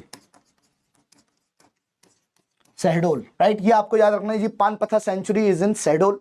अगर हम बात करें केन की, तो केन एलिगेटर सेंचुरी छतरपुर। केन जो है छतरपुर में, ये हमें याद रखना है। केन सेंचुरी कहां पर है जी? छतरपुर में। गंगुआ या गंगुआऊ सेंचुरी, GANGAU, गंगाऊ सेंचुरी जो आपको देखने को मिल जाएगा, ये भी देखने को मिलेगा छतरपुर में। छतरपुर में, ये आपको याद रखना है। सिमिलर बेसिस पे हम बात करें, खियोनी की बात करें तो खियोनी देवास सीहोर में देखने को मिल जाता है। जैसे हमारा एक दोस्त था तो वो देवास में रहता था, सीहोर, तो देवास सेंचुरी, देवास और सीहोर में आपको खियोनी देखने को मिल जाएगा, क्लियर है? तो ये आपको देखने को मिल गई सारी की सारी सेंचुरीज। और भी आगे बात करते हैं रातापानी। तो देखो रातापानी के बारे में बार बार मैंने बताया है कि भाई ऐश्वर्या राय और सुष्मिता सेन वो सिर्फ और सिर्फ पानी अगर उनसे मांगो तो वो बोलेंगे कि भैया रात को ही हमारे कुएं में, ठीक है, पानी रहता है, यहीं से पी के चले आओ भाई। मतलब इस तरह से कुछ भी करके रातापानी, रातापानी जी रायसेन में, रातापानी। अब ये प्रोजेक्ट टाइगर के तहत भी आता है, रायसेन, और ये प्रोजेक्ट टाइगर के तहत भी आता है, ये भी हमें याद रखना है। अगर हम बात करें सिंघोड़ी की, सिंघोड़ी की बात करें तो ये भी कहां पर है जी? रायसेन में देखने को मिल जाएगा सिंघोड़ी। उसके अलावा हम सरदारपुर की बात करें तो वो धार हो ही गया। मंधाता की बात करें तो मंधाता जो है आपको खंडवा देखने को मिल ही रहा है। मंधातवा जो कि ओमकारेश्वर में, मतलब ओमकारेश्वर मंधाता ऐसे बोल सकते हो आप लोग। ये कहां पर है गाइस? खंडवा में, क्लियर है? याद रखना है गाइस, खंडवा में है, क्लियर है? खंडवा में। कहां पर है मंधाता जी? खंडवा में। ओमकारेश्वर खंडवा, ये आपको याद रखना है। इसी बेसिस पे हम लोग सुरमनिया की बात करें, सुरमनिया सेंचुरी, राइट? ये कहां पर है गाइस? खंडवा में, खंडवा में। ये हमें याद रखना है, कहां पर है? खंडवा में। किशोर कुमार भी वहीं के थे और बड़े सुर में गाते थे, तो देख लीजिए सुरमनिया, राइट? सुरमनिया थे कौन जी? किशोर कुमार जी, जो कि खंडवा के थे, इतना याद रखना है। फिर हम बात करते हैं मयूर की। तो मयूर कहां पर है जी? झाबुआ, लिख लो आप लोग फटाफट। मयूर सेंचुरी कहां पर है? झाबुआ। कामधेनु की बात करिए है तो कामधेनु इज इन आगर मालवा। कामधेनु कहां पर है गाइस? आगर मालवा, ये आपको याद रखना है। कामधेनु गांव सेंचुरी जो है वो है आगर मालवा में, आगर मालवा में, आगर मालवा। ओरछा की बात करें तो ओरछा निवाड़ी, लिख लो फटाफट, फटाफट लिखो फटाफट, कोई भी बिल्कुल आलस नहीं करेगा। ओरछा कहां पर है जी? निवाड़ी वाला क्षेत्र है। निवाड़ी जो है हाल ही में बना हुआ जिला है, ठीक है, 52वां जिला था निवाड़ी। फिर करेरा की बात करिए तो करेरा जो है शिवपुरी, यहाँ पर सोन चिरैया सेंचुरी के नाम से भी जाना जाता है, या फिर करेरा सेंचुरी के नाम से भी जाना जाता है। कहां पर है गाइस? ये है शिवपुरी में, ये भी लिख लीजिए आप, फटाफट लिख लीजिए, लिखिए। सुरमनिया कहां पर है? खंडवा में है। देन मयूर जो है झाबुआ में है। कामधेनु भी हो गई। इस तरह से हमने सारे के सारे पढ़ लिए, क्लियर है? तो पचमढ़ी, बोरी, हमने ये सारी की सारी होती। नरसिंहगढ़ में, मतलब नरसिंहगढ़ के नाम से भी एक सेंचुरी है। और नर जो है ना हमेशा अपने सिंह से राज करता है, ऐसे करके नर के सिंह होते हैं, नरसिंह, राइट? नरसिंह। अब नरसिंहगढ़ क्या करता है जी? सिंह से राज करता है, ऐसे करके याद रख लो। तो राजगढ़, राजगढ़, क्लियर है? राजगढ़ हो गया। नौरादेही की बात करी जाए तो नौरादेही सागर में है। कूनो पालपुर सेंचुरी ये श्योपुर में है। कूनो क्या है जी? कूनो पालपुर सेंचुरी, ये श्योपुर में। कूनो पालपुर पुर, ये कहां पर है? श्योपुर में, श्योपुर में है। क्लियर है? श्योपुर में है। कूनो पालपुर। पेंच नेशनल पार्क ये सियोनी छिंदवाड़ा में है, ये भी हमें याद रखना है। क्लियर है? ये हम लोगों ने देख लिया, ये सारे के सारे हम लोगों ने देख लिए। ठीक है, तो ये पूरे के पूरे मेरे को ऐसा लग रहा है आप लोगों को याद हो गया होगा सारे के सारे सेंचुरीज के बारे में। क्लियर है? अगर हम कुछ फैक्चुअल बात करें, देखो मध्य प्रदेश में जो है ना 3 बायोस्फीयर रिजर्व देखने को मिलते हैं, तकरीबन 12 यहाँ पे बता रहा है, मतलब फटाफट देख लो एक बार कि 12 करीब नेशनल पार्क है। ठीक है, फिर 6 जो है अंडर प्रोजेक्ट टाइगर है, जिनमें से एक जो है अभी प्रपोज्ड है, तो वो 7 भी हो सकते हैं, कई जगहों पर 7 भी लिखा हुआ है। एंड मोर देन 31 सेंचुरीज आपको मध्य प्रदेश में देखने को मिल जाता है। अब इस पे क्वेश्चंस कैसे आते हैं, देखिए बच्चों, क्वेश्चंस क्या पूछा जाता है? Match the correct, right? Match the correct kind of questions पूछे जाते हैं। तो मैच द करेक्ट जो क्वेश्चंस है ना, इनके लिए आपको रटना बहुत जरूरी है। जिलों को रटना है, जिले कहाँ कहाँ पर मौजूद है, रीजन वाइज भी रटना है, जो कि मैंने लेक्चर 1 में आपको बता दिया है। फिर उसके बाद आपको क्या रटना है? सेकंड जो चीज बहुत इंपॉर्टेंट है, मोस्ट इंपॉर्टेंट है, वो आपको रटना है क्या? ये सेंचुरीज हो गए, प्रोजेक्ट टाइगर वाले प्रोजेक्ट्स हो गए, बायोस्फीयर रिजर्व कहाँ पर है, नेशनल पार्क्स कहाँ पर है, ये आपको रटना है। जो फैक्चुअल चीजें होती है ना, इस पे क्वेश्चंस बन जाता है। देखो कई बार क्या होता है ना, अपन याद नहीं कर पाते। तो मेरा ये मानना है कि जिसमें उबाल हो ऐसा खून चाहिए। ठीक है, तुम्हारे अंदर उबाल होना चाहिए ना। ठीक है, उबाल अगर नहीं है तो कैसे होगा काम? आग बबूला हो जाओ कि भाई कैसे भी करके हमें रट लेना है। अमन सर की क्लास ले रहे हैं, ठीक है, यहां पर पूरा याद करवाया जा रहा है, तो वैसा अपन को खून चाहिए ना। खून मतलब बिल्कुल गर्म होना चाहिए, हाँ यार इस बार तो फोड़ के रख देंगे, इस बार का पेपर एमपीपीएससी निकाल के ही मानेंगे। तो जिसमें उबाल हो ऐसा खून चाहिए, जीत के खातिर ऐसा जुनून चाहिए। जिसमें उबाल हो ऐसा खून चाहिए, जीत के खातिर ऐसा जुनून चाहिए। ये आसमान भी आएगा जमीन पर, ये आसमान भी आएगा जमीन पर, बस इरादों में ऐसी गूंज चाहिए। तो अपने इरादों में दम रखो। समझ पा रहे हो आप लोग? ठीक है, सो दैट्स ऑल, है ना। याद रखिए कि देखो पढ़ना जरूरी है ना। वही है कि आप लोग डरते हो कि क्या होगा क्या होगा, भाई कुछ नहीं होगा, तजुर्बा होगा। आप हर बार सीखो, हर बार सीखो। ठीक है, हर बार सीखो कि हाँ आज की क्लास में हमने ये सीखा, ये नई चीज पढ़ी, राइट, ये हमें याद नहीं हो रही थी, ये चीज हम लोगों ने पढ़ी, राइट। तो अब हम लोग फैक्चुअल टेक अवेज पे आते हैं। तो ये मैंने आपको बताया, चीता जो है मोस्ट कॉमनली फाउंड एनिमल है। पहला जो सोलार पार्क मध्य प्रदेश में देखने को मिला वो है गणेशपुर राजगढ़ में। फिर सबसे छोटी जो चिड़िया है उसका नाम है फूलचुकी, फूलचुकी चिड़िया। फिर हम बात करते हैं टॉलेस्ट जो वर्ड है, सबसे बड़ी जो वर्ड है वो है सारस। सबसे बड़ा जो नेशनल पार्क है वो है कान्हा किसली, कान्हा किसली नेशनल पार्क। अभी थोड़ी देर पहले मैंने बताया आपको Mandla. Smallest national park fossil national park, जिसको आप जानते हैं जी, first fossil national park Dindori में है, राइट, ये हम लोगों ने देखा था, राइट, डिंडोरी में है। जीवाश्म जिसको बोला जाता है जीवाश्म नेशनल पार्क, जो कि डिंडोरी में है। सबसे ज्यादा नेशनल पार्क और सबसे ज्यादा सेंचुरी जो है मध्य प्रदेश में देखने को मिलती है। अगर हम सबसे बड़ी सेंचुरी की बात करें तो वो है नौरादेही, जो कि सागर में मौजूद है। अगर हम सबसे छोटी सेंचुरी की बात करें तो वो है राला मंडल। और एक स्नेक पार्क है, और स्नेक पार्क आपको देखने को मिल जाएगा भोपाल के वन विहार में, वन विहार में। ये आपको याद रखना है, क्लियर है? वन विहार, ये बैन लिख दिया मैंने, बैन मत लिखना, इसको वन विहार रख देना, ठीक है, वन विहार में, क्लियर है। फिर आगे बढ़ते हैं जी, रेप्टाइल पार्क जो है आपको पन्ना में देखने को मिलेगा, रेप्टाइल पार्क, राइट, रेप्टाइल ये आपको देखने को मिल रहा है, ये पन्ना में है।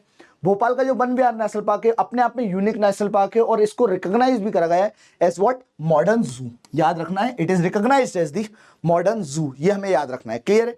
अगर हम बात करें जी कान्हा किसली की, तो ये मध्य प्रदेश का एकमात्र नेशनल पार्क है जहां पर रेयर स्पीसीज ऑफ बारहसिंगा, जो भूरसिंगा बारहसिंगा भी आप लोगों ने सुना होगा, है कि नहीं, कोई से गेम का मैस्कॉट भी था, राइट। तो याद रखना है जी, यहां पर rare species of barasingha is found, rare species of barasingha is found, clear है, ठीक है। तो ये आप याद रखिएगा, rare species of barasingha is found here, clear है। फिर आगे बढ़ते हैं गाइस, तो यहां पर आपको देखने को मिल रहा है कान्हा नेशनल पार्क, ठीक है। फिर यहां पर हलो घाटी, बंजर घाटी जो है देखने को मिल जाएगी कान्हा नेशनल पार्क में। कान्हा किसली में ट्रेनिंग भी दी जाती है वाइल्ड लाइफ कंजर्वेशन को लेकर, तो training is given to the wild life conservation experts in Kanha Kisli national park, ये आपको याद रखना है, क्लियर है। कहां पर? कान्हा किसली नेशनल पार्क में, क्लियर। फिर आगे बढ़ते हैं जी, जो Kanha region is made sanctuary, that too made sanctuary in 1933, लेकिन फिर इसको नेशनल पार्क 1955 में बनाया गया। तो 1933 से लेकर इसका ट्रांजिशन जो है 1955 में इसको कान्हा किसली नेशनल पार्क बनाया गया, ये आपको याद रखना है, क्लियर है। तो ये हो गया। फिर हम बात करें पेंच नेशनल पार्क की, इसको इंदिरा गांधी प्रियदर्शनी नेशनल पार्क भी बोला जाता है। क्या बोला जाता है जी? इंदिरा गांधी प्रियदर्शनी नेशनल पार्क भी बोला जाता है, पेंच नेशनल पार्क को, right. As per all India tiger assessment report, अगर हम बात करें 2018 की, तो एमपी जो है फर्स्ट नंबर पर है कंट्री में जो कि टाइगर के असेसमेंट को करती है। क्लियर है। व्हाइट टाइगर सफारी जो है वो मुकुंदपुर रीवा जिले में देखने को मिलेगी। रीवा जिले में, ये आप देख पा रहे हैं, ये है white tiger which you can see here. काफी बढ़िया तरीके से घूम रहा है भाई, टेंशन नहीं ले रहा है, चिल मार रहा है, राइट। तो ये याद रख सकते हैं आप लोग व्हाइट टाइगर के बारे में। फिर आगे बढ़ते हैं गाइस, यहाँ पर आप देखें जो फाउंडर है प्रोजेक्ट टाइगर के, वो कौन है जी? गैनी मैनफोर्ड जी, गैनी मैनफोर्ड, राइट। तो ये आपको याद रखना, जो फाउंडर है प्रोजेक्ट टाइगर के भारत में, वो है कैलाश सांखिल्य जी। याद रखना है गाइस, कैलाश सांखिल्य जी, राइट, जो फाउंडर है। ये भी मैंने आपको बता ही दिया है। Is this very much clear? यहां पर कोई भी डाउट हो तो बताइए। यहां पर राइट, बांधवगढ़ जो है काफी ज्यादा फेमस है व्हाइट टाइगर के लिए, ये भी आपको मालूम होना चाहिए। लिख लो, देखो एक बार सुन रहे हो ना आप लोग, तो सुनते भी जाओ, एक बार फिर से सुन लो, एक बार फिर से सुन लो, तो इससे क्या होगा, जो ज्योग्राफी के मेजर फैक्ट्स हैं वो आपको सारे के सारे याद हो जाएंगे, बहुत आसानी से याद कर सकते हो। इट इज नॉट अबाउट कि लाइक हर चीज को आप बार बार पढ़ो। आप कुछ मत करो, एक बार सुनो, फिर 1.25 की स्पीड में एक बार सुन लो, एग्जाम के पहले एक बार और सुन लो। तो सफलता बैच में जो भी पढ़ाया जा रहा है उसको सफलता के साथ सुनो, पक्का याद हो जाएगा। और मेरी क्लास 7 बजे, राइट, रेगुलर बेसिस पे मेरी क्लास जाती है, जिसमें हम लोग जो है 7 बजे रेगुलर बेसिस पे किस पे बात करते हैं? Current affairs, sorry MP geography के कुछ क्वेश्चन हैं उन पे चर्चा कर रहे हैं। तो वो भी आप लेके जाइए, इसको भी आप देख सकते हैं, काफ़ी ज़्यादा हेल्पफुल रहेगी वो। ठीक है, आगे बढ़े, अब हम लोग आगे बढ़ते हैं, right. So now moving on to the next, you can see here Bandhavgarh के बारे में मैंने बता ही दिया है। National park is surrounded by 32 hills. Bandhavgarh जो है सराउंडेड बाय 32 हिल्स है। प्रोजेक्ट एलिफेंट और प्रोजेक्ट हंगुल ये भी मध्य प्रदेश में चल रहा है, ये हमें याद रखना है। क्लियर है, तो ये हम लोगों ने देखा।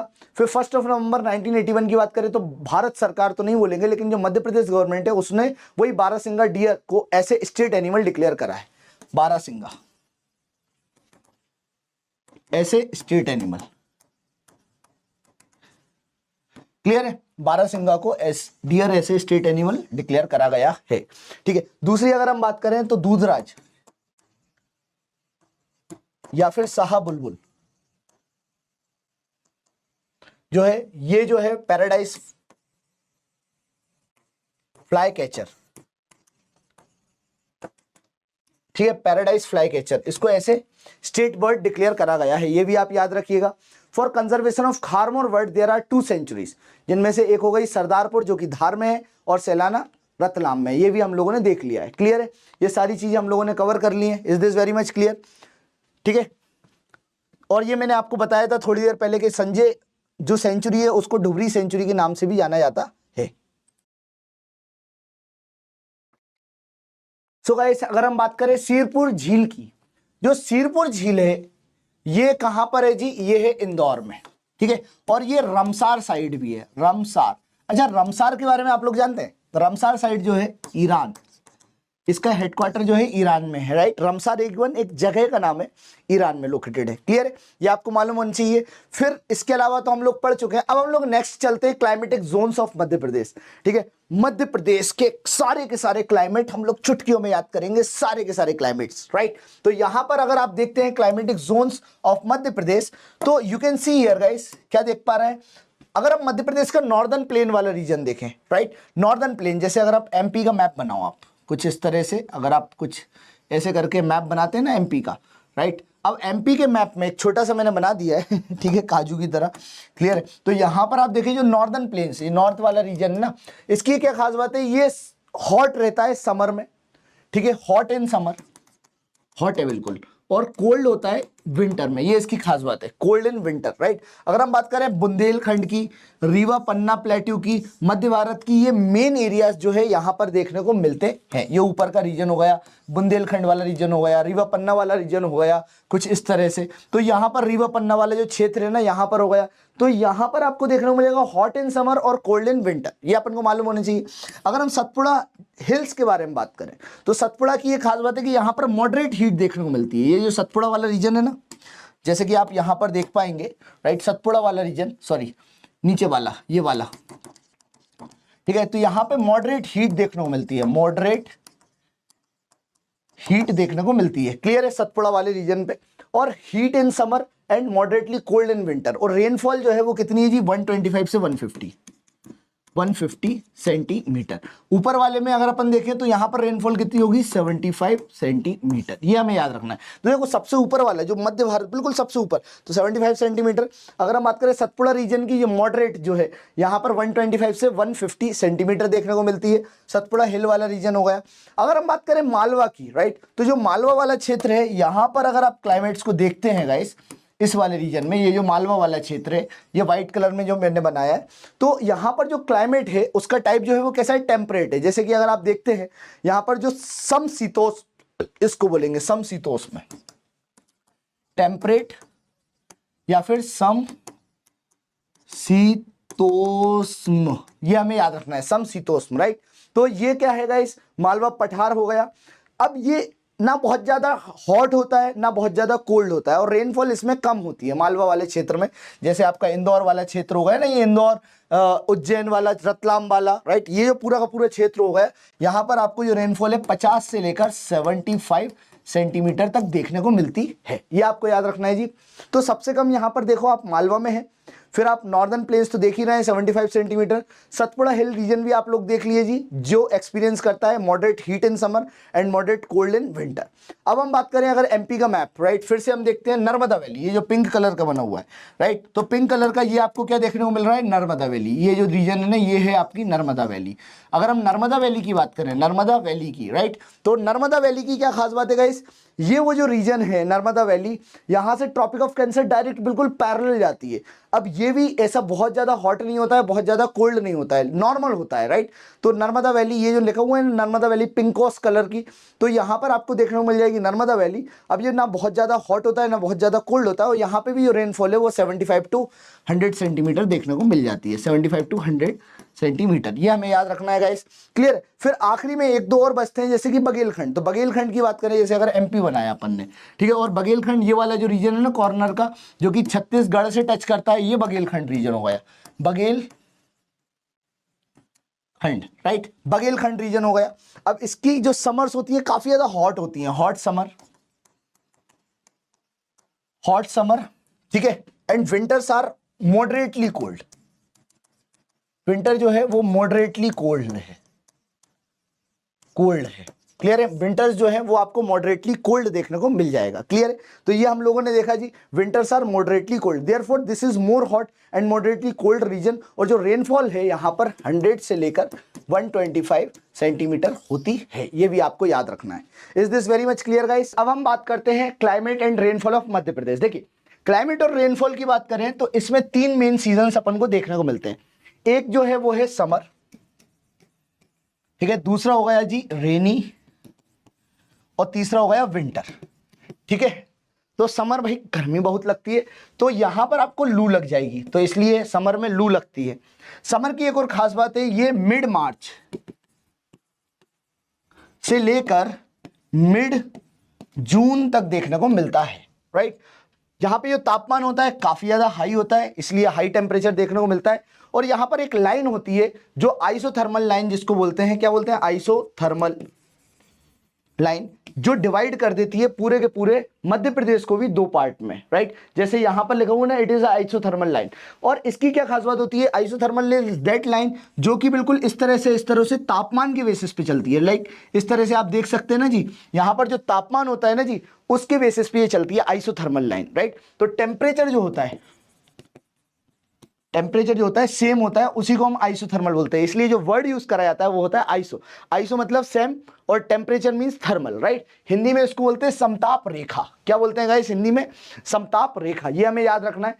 अगर हम देखें तो इंडिया में से भी एक जेट स्ट्रीम्स तो ऊपर से निकल के चली जाती है, लेकिन वर्ल्ड लेवल पे 4 जेट स्ट्रीम्स चलती हैं, जिनमें से पहली जो सबसे ऊपर है नॉर्दर्न रीजन में, नॉर्थ में मतलब उत्तर की तरफ, वो है पोलार, राइट। और पोलार जो है वो पोलर रीजन, जो हम लोग बोलते हैं ना अर्थ का पूरा टॉप वाला रीजन, वो वाला टोपी वाला हुआ है।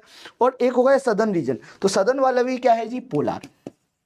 तो नीचे का भी पोलार हो गया, ऊपर का भी पोलार हो गया। फिर 2 जेट स्ट्रीम्स और है, जिनमें से एक का नाम है सब ट्रॉपिकल जेट स्ट्रीम और दूसरी का नाम है सब ट्रॉपिकल जेट स्ट्रीम। तो इस तरह से 2 जेट स्ट्रीम्स आपको, मतलब 4 जेट स्ट्रीम्स आपको देखने को मिलेंगी।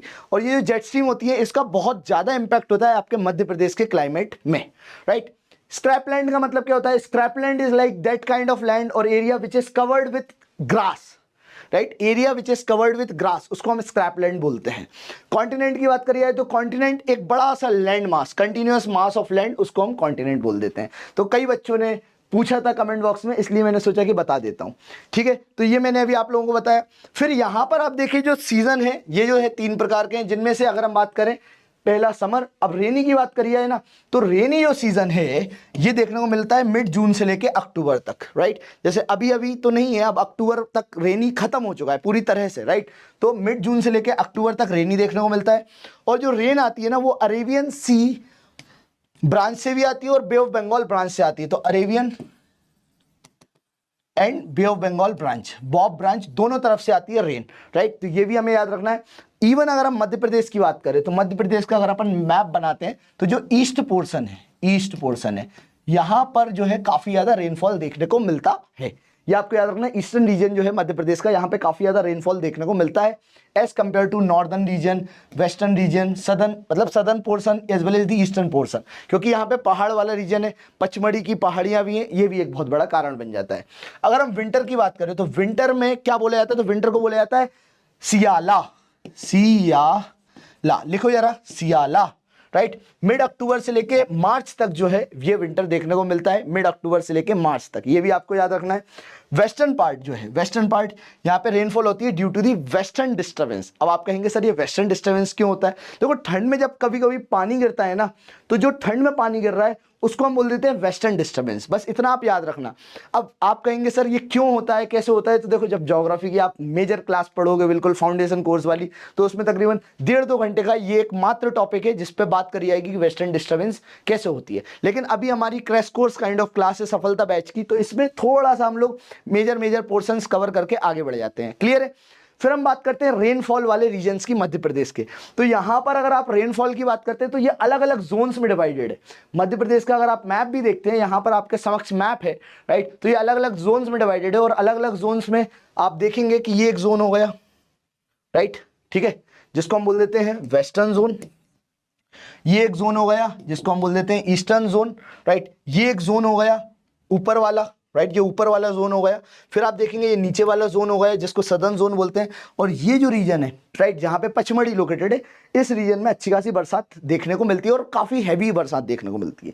इवन जो नॉर्दर्न रीजन है, यहाँ पर भी अच्छा खासा बरसात देखने को मिल जाता है, राइट। तो जो सेंट्रल जोन है ना, सेंट्रल जोन, यहाँ पर भी बरसात देखने को मिलती है। जैसे कि अगर अपन देखें कि ये जो रीजन है मालवा वाला रीजन, तो यहाँ पर जो रेनफॉल है it is less than 75 centimetre. Clear है? फिर अगर हम बात करें जी, बिल्कुल मतलब ये सेंट्रल वाला रीजन, राइट, तो यहां पर आप देखेंगे जी 75 से 100 सेंटीमीटर वाला रीजन हो गया, ठीक है, 75 से 100 सेंटीमीटर वाला रीजन हो गया। फिर अगर हम बात करें, बिल्कुल मतलब बोलते हैं नॉर्दर्न जोन हो गया थोड़ा सा, और फिर ये वाला रीजन हो गया, तो यहाँ पे 100 से 125 सेंटीमीटर, जैसे बालाघाट वाला रीजन हो गया 100 से 125 सेंटीमीटर। अब बिल्कुल ये जो मैप बना हुआ है ना, इसके बेसिस पे मत जाना कि अरे अमन सर यहाँ पे ये लाइन है, इतनी लाइन पे तो हमने देखा था वहां पे उतना पानी गिरा था, तो ऐसे नहीं, ठीक है। ये एक मेजर रीजन है, मैं इंटरनेट से निकाल के चिपका दिया हूं यहाँ पर ताकि आपको समझाया जा सके, दैट्स ऑल, राइट। तो इसलिए कंफ्यूजन मत रखिएगा, ठीक है। फिर हम बात करते हैं जी ऊपर वाला रीजन को है। फिर हम देखिए जो पचमढ़ी वाला क्षेत्र है ना, यहाँ पर पानी काफी ज्यादा गिरता है, पचमढ़ी वाला रीजन है। एंड इट्स सेंटीमीटर जो बोलते हैं रेनफॉल 100 से लेके 125 सेंटीमीटर जो है पचमढ़ी वाले क्षेत्र में देखने को मिलता है। तो यहां पर आप देखिए, एक हो गया लीस्ट रेनफॉल जोन, एक हो गया एवरेज रेनफॉल जोन, एक हो गया more than average rainfall zone, और सबसे आखिरी में हाईएस्ट रेनफॉल जोन दिख रहा है, राइट। तो लीस्ट की बात करें तो western Madhya Pradesh less than 75 centimetre में। फिर average rainfall central part of the Madhya Pradesh 75 से 100 सेंटीमीटर। फिर मोर देन एवरेज की बात करें तो नॉर्दर्न मध्य प्रदेश, जो कि some part of the south भी रहता है और नॉर्दर्न पार्ट भी रहता है मध्य प्रदेश का, जिनमें मोर देन एवरेज रेनफॉल होती है 100 से 125 सेंटीमीटर। और हाईएस्ट रेनफॉल वाला रीजन यहाँ पे ईस्टर्न डिस्ट्रिक्ट देखने को मिल रहा है, राइट, जैसे कि पचमढ़ी हो गया, राइट, बालाघाट वाला क्षेत्र हो गया। तो कुछ क्षेत्र में अगर आप देखेंगे जी तो वहां पर हाईएस्ट रेनफॉल देखने को मिलती है। तकरीबन यहाँ पे अप्रोक्सीमेटली लिखा हुआ है, तो बढ़ के मतलब 125 यहाँ पे मैक्सिमम मैंने बता दिया था ना अभी इस डायग्राम में, राइट, कि 100 से 100 से वो क्या बोलते हैं, ये मैंने थोड़ा सा गड़बड़ बता दिया। यहाँ पे 125 से पचमढ़ी में 145 लिखना था, क्लियर है। तो 145 इवन 160 जितनी ज़्यादा रेनफॉल हो जाए और जितनी भरमार हो जाए तो वो हमें इतना बस याद रखना है, इतना मैंने बताया। अब देखो सीजन जो है वो इंडियन मेट्रोलॉजिकल डिपार्टमेंट के अनुसार 4 पार्ट में डिवाइडेड है। कितने पार्ट में होगा? इस 4 पार्ट में, जिनमें से जो पहला सीजन है वो है हॉट ड्राई, या फिर हम उसको हिंदी में बोलते हैं गर्म शुष्क मौसम, राइट, जो कि मार्च से जून के महीने में देखने को मिलता है।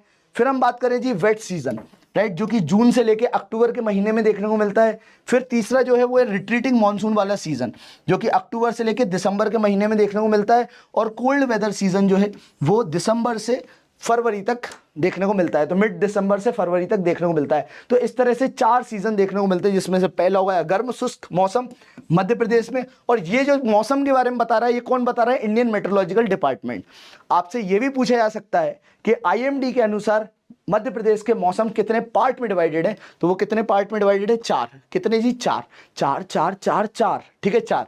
तो पहला जो आप देखेंगे वो है जी गर्म शुष्क मौसम, दूसरा है गीला मौसम, तीसरा है रिट्रीटिंग मानसून जिसको बोलते हैं वापसी मानसून, फिर चौथा है शीत ऋतु का मौसम, राइट, शीत ऋतु का मौसम, राइट। तो इस तरह से आपने चारों के चारों मौसम देख लिए, क्लियर है। फिर आगे बात करते हैं जी, हम लोग ये समझते हैं कि भाई हमारा जो मध्य प्रदेश है गर्म क्यों होता है, ठंडा क्यों होता है। देखो गर्म और ठंडा होने का मतलब ये नहीं है कि भाई आमलेट की तरह पैन पे तल रहा है तो गर्म हो रहा है, और उसको हमने बर्फ के गोले में डाल दिया तो ठंडा हो रहा है। देखो गर्म और ठंडा होने का सबसे बड़ा कारण क्या है? सन की लाइट, राइट। जो सूरज है अगर डायरेक्ट पड़ रहा है उस पर्टिकुलर फोकस पे, जैसे फॉर एग्जाम्पल तुम लोग लेंस लेना, लेंस की जो लाइट आती है वो एक पर्टिकुलर पॉइंट पे पड़ रही है तो वो गर्म होगा। ऐसे ही क्या होता है कि जो सन की लाइट है ना, जब सेंटर पॉइंट पे रहता है, इसको बोलते हैं इक्विनॉक्स,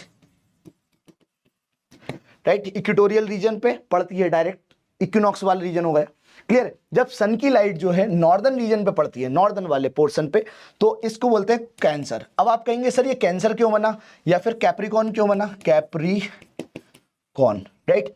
देखो इसलिए बना क्योंकि सन जो है ना वो मूवमेंट करता है, या फिर हम बोलते हैं अर्थ मूवमेंट करता है। जो अर्थ है ना, देखो एक तो रोटेट करता है और एक रिवॉल्व करता है।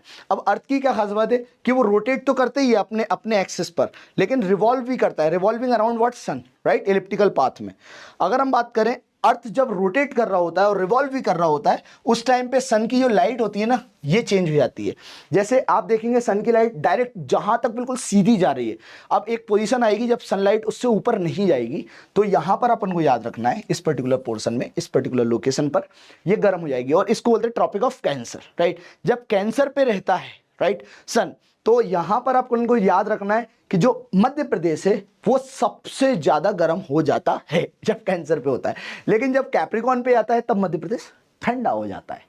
याद रखना, ठंडा हो जाता है। इट मींस व्हाट कि तवा जो है डायरेक्ट अगर सनलाइट पा रहा है तो गर्म हो रहा है, तवा यहाँ पे डायरेक्ट सनलाइट नहीं पा रहा है तो ये क्या हो जाएगा? ठंडा हो जाएगा, राइट। नीचे वाला जो कैप्रिकॉन वाला पोर्शन है, जब नॉर्थ में समर होगा तब नीचे विंटर होगा, जब नीचे समर होगा तो नॉर्थ में विंटर होगा। जैसे कि अब आप इस रीजन को देखिए, आपको मालूम ये क्यों लिखा हुआ है? अभी मैंने आधे 1 घंटे की क्लास जो है ना दूसरे यूपीसीएस की टी-शर्ट पहन के ले ली थी, ठीक है, नहीं तो मेरी क्लास तो ऑलरेडी हो चुकी थी, खैर कोई ना।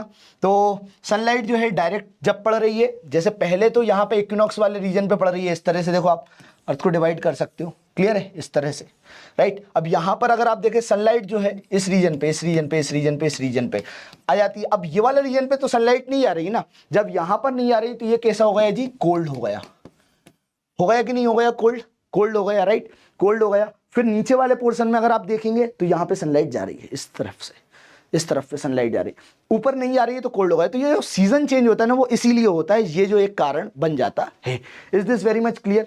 दिसंबर के महीने में आपने देखा होगा ठंड देखने को मिलती है, क्योंकि सनलाइट जो है वो ऊपर जा ही नहीं रही है, विंटर हो रखा है, ठीक है। और कैप्रिकॉन पे सनलाइट आ रही है तो नीचे समर हो जाएगा, नीचे वाले हेमिस्फीयर में जो नीचे वाला गोलार्ध है यहाँ पे समर हो जाएगा, ऊपर वाला गोलार्ध है यहाँ पर विंटर हो जाएगा। बस इतना अपन को याद रखना है। Is this very much clear और not? Is this very much clear और not? I hope this is clear, right, ठीक है। फिर हम बात करते हैं जी यहाँ पर 1-2 पॉइंट की, दैट इज इक्विनॉक्स। इक्विनॉक्स क्या होता है जी? देखो इक्विनॉक्स जो होते हैं ना वो 2 बार आता है। जैसे मैं एक एग्जांपल देता हूँ, सन जो है, सन यहाँ पे बना हुआ है, राइट। अब सन जो है ना क्या करता है? अपरेंट मूवमेंट करता है। जैसे फॉर एग्जांपल सन यहाँ पर था पहला, तो ये इक्विनॉक्स पे था, इक्विनॉक्स, ठीक है। लेकिन सन क्या कर रहा है? ऊपर गया थोड़ी देर के लिए, जब ये ऊपर जाता है तो ये क्या जा रहा है? कैंसर पे आ रहा है, राइट। तो ये दूसरी पोजीशन हो गई, पहली पोजीशन ये थी, दूसरी पोजीशन। फिर क्या होगा? ये फिर से वापस आएगा, जब ये वापस आएगा तो ये थर्ड पोजीशन बन गई। अब ये क्या बन गया, तीसरा इक्विनॉक्स बन गया। फिर ये चौथा नीचे जाएगा जिसको हम बोलेंगे फोर्थ पोजीशन, जब ये ट्रॉपिक ऑफ कैप्रिकॉर्न पे, ठीक है, डायरेक्ट सनलाइट भेजता है, राइट। तो इस तरह से आप देखेंगे ये 4 पोजीशन में बदल जाता है। अब 4 पोजीशन में देखिए जी, जब एक समान दिन और एक समान रात होती है उसी को हम बोलते हैं इक्विनॉक्स, राइट। तो एक समान दिन और एक समान रात की जो डेट है ना वो कौन सी है जी, 20 से 21 मार्च। ये आप याद रखना। और इस पे काफी क्वेश्चंस पूछे गए, मतलब इट इज ऑल अबाउट कि ये जो क्लाइमेटोलॉजी वाला पोर्शन है ना, इस पे इतने क्वेश्चंस पूछे जाते हैं कि भाई कैंसर से कौन कौन सी कंट्रीज टच करती हैं, कौन कौन से स्टेट्स टच होते हैं ट्रॉपिक ऑफ कैंसर से, ट्रॉपिक ऑफ कैंसर से मध्य प्रदेश के कौन कौन से जिले हैं वो टच होके जाते हैं। इस पे इतने सारे क्वेश्चंस बनते हैं, आई बात समझ में। इसलिए इनको आपको थोड़ा सा ध्यान देके याद करना पड़ेगा, हल्के में मत लीजिएगा, ठीक है। ठीक है बच्चों, is this very much clear और नॉट, बताइए। Any doubt till there, any doubt, if you have any doubt please feel free to ask, feel free to ask. तो यहां पर आप इसको नोट कर लीजिए, 20 से 21 मार्च एक समान दिन और एक समान रात।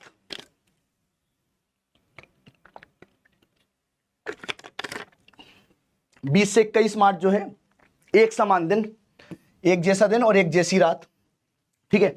21 से जून 22 जून की बात करें तो सबसे बड़ा दिन और सबसे छोटी रात।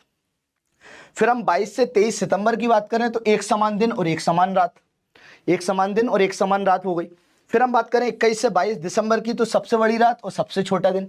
ये आपको देखने को मिल रहा है। इट्स ऑल अबाउट कि 4 अलग अलग पार्ट देखिए ना आप लोग, राइट। यहां पर आप देखिए जी, ये जो पोजीशन है सन की है। अब अर्थ क्या कर रहा है जी, घूम रहा है। तो जो पहली पोजीशन है ये इक्विनॉक्स वाली है, जब ये बिल्कुल सीधा है, सन जो है ना बिल्कुल सेंटर पे बिल्कुल सीधा है, तो राइट इसको बोल देते हैं 21 ऑफ मार्च, ठीक है, जिसको हम बोलते हैं spring equinox, spring equinox, right.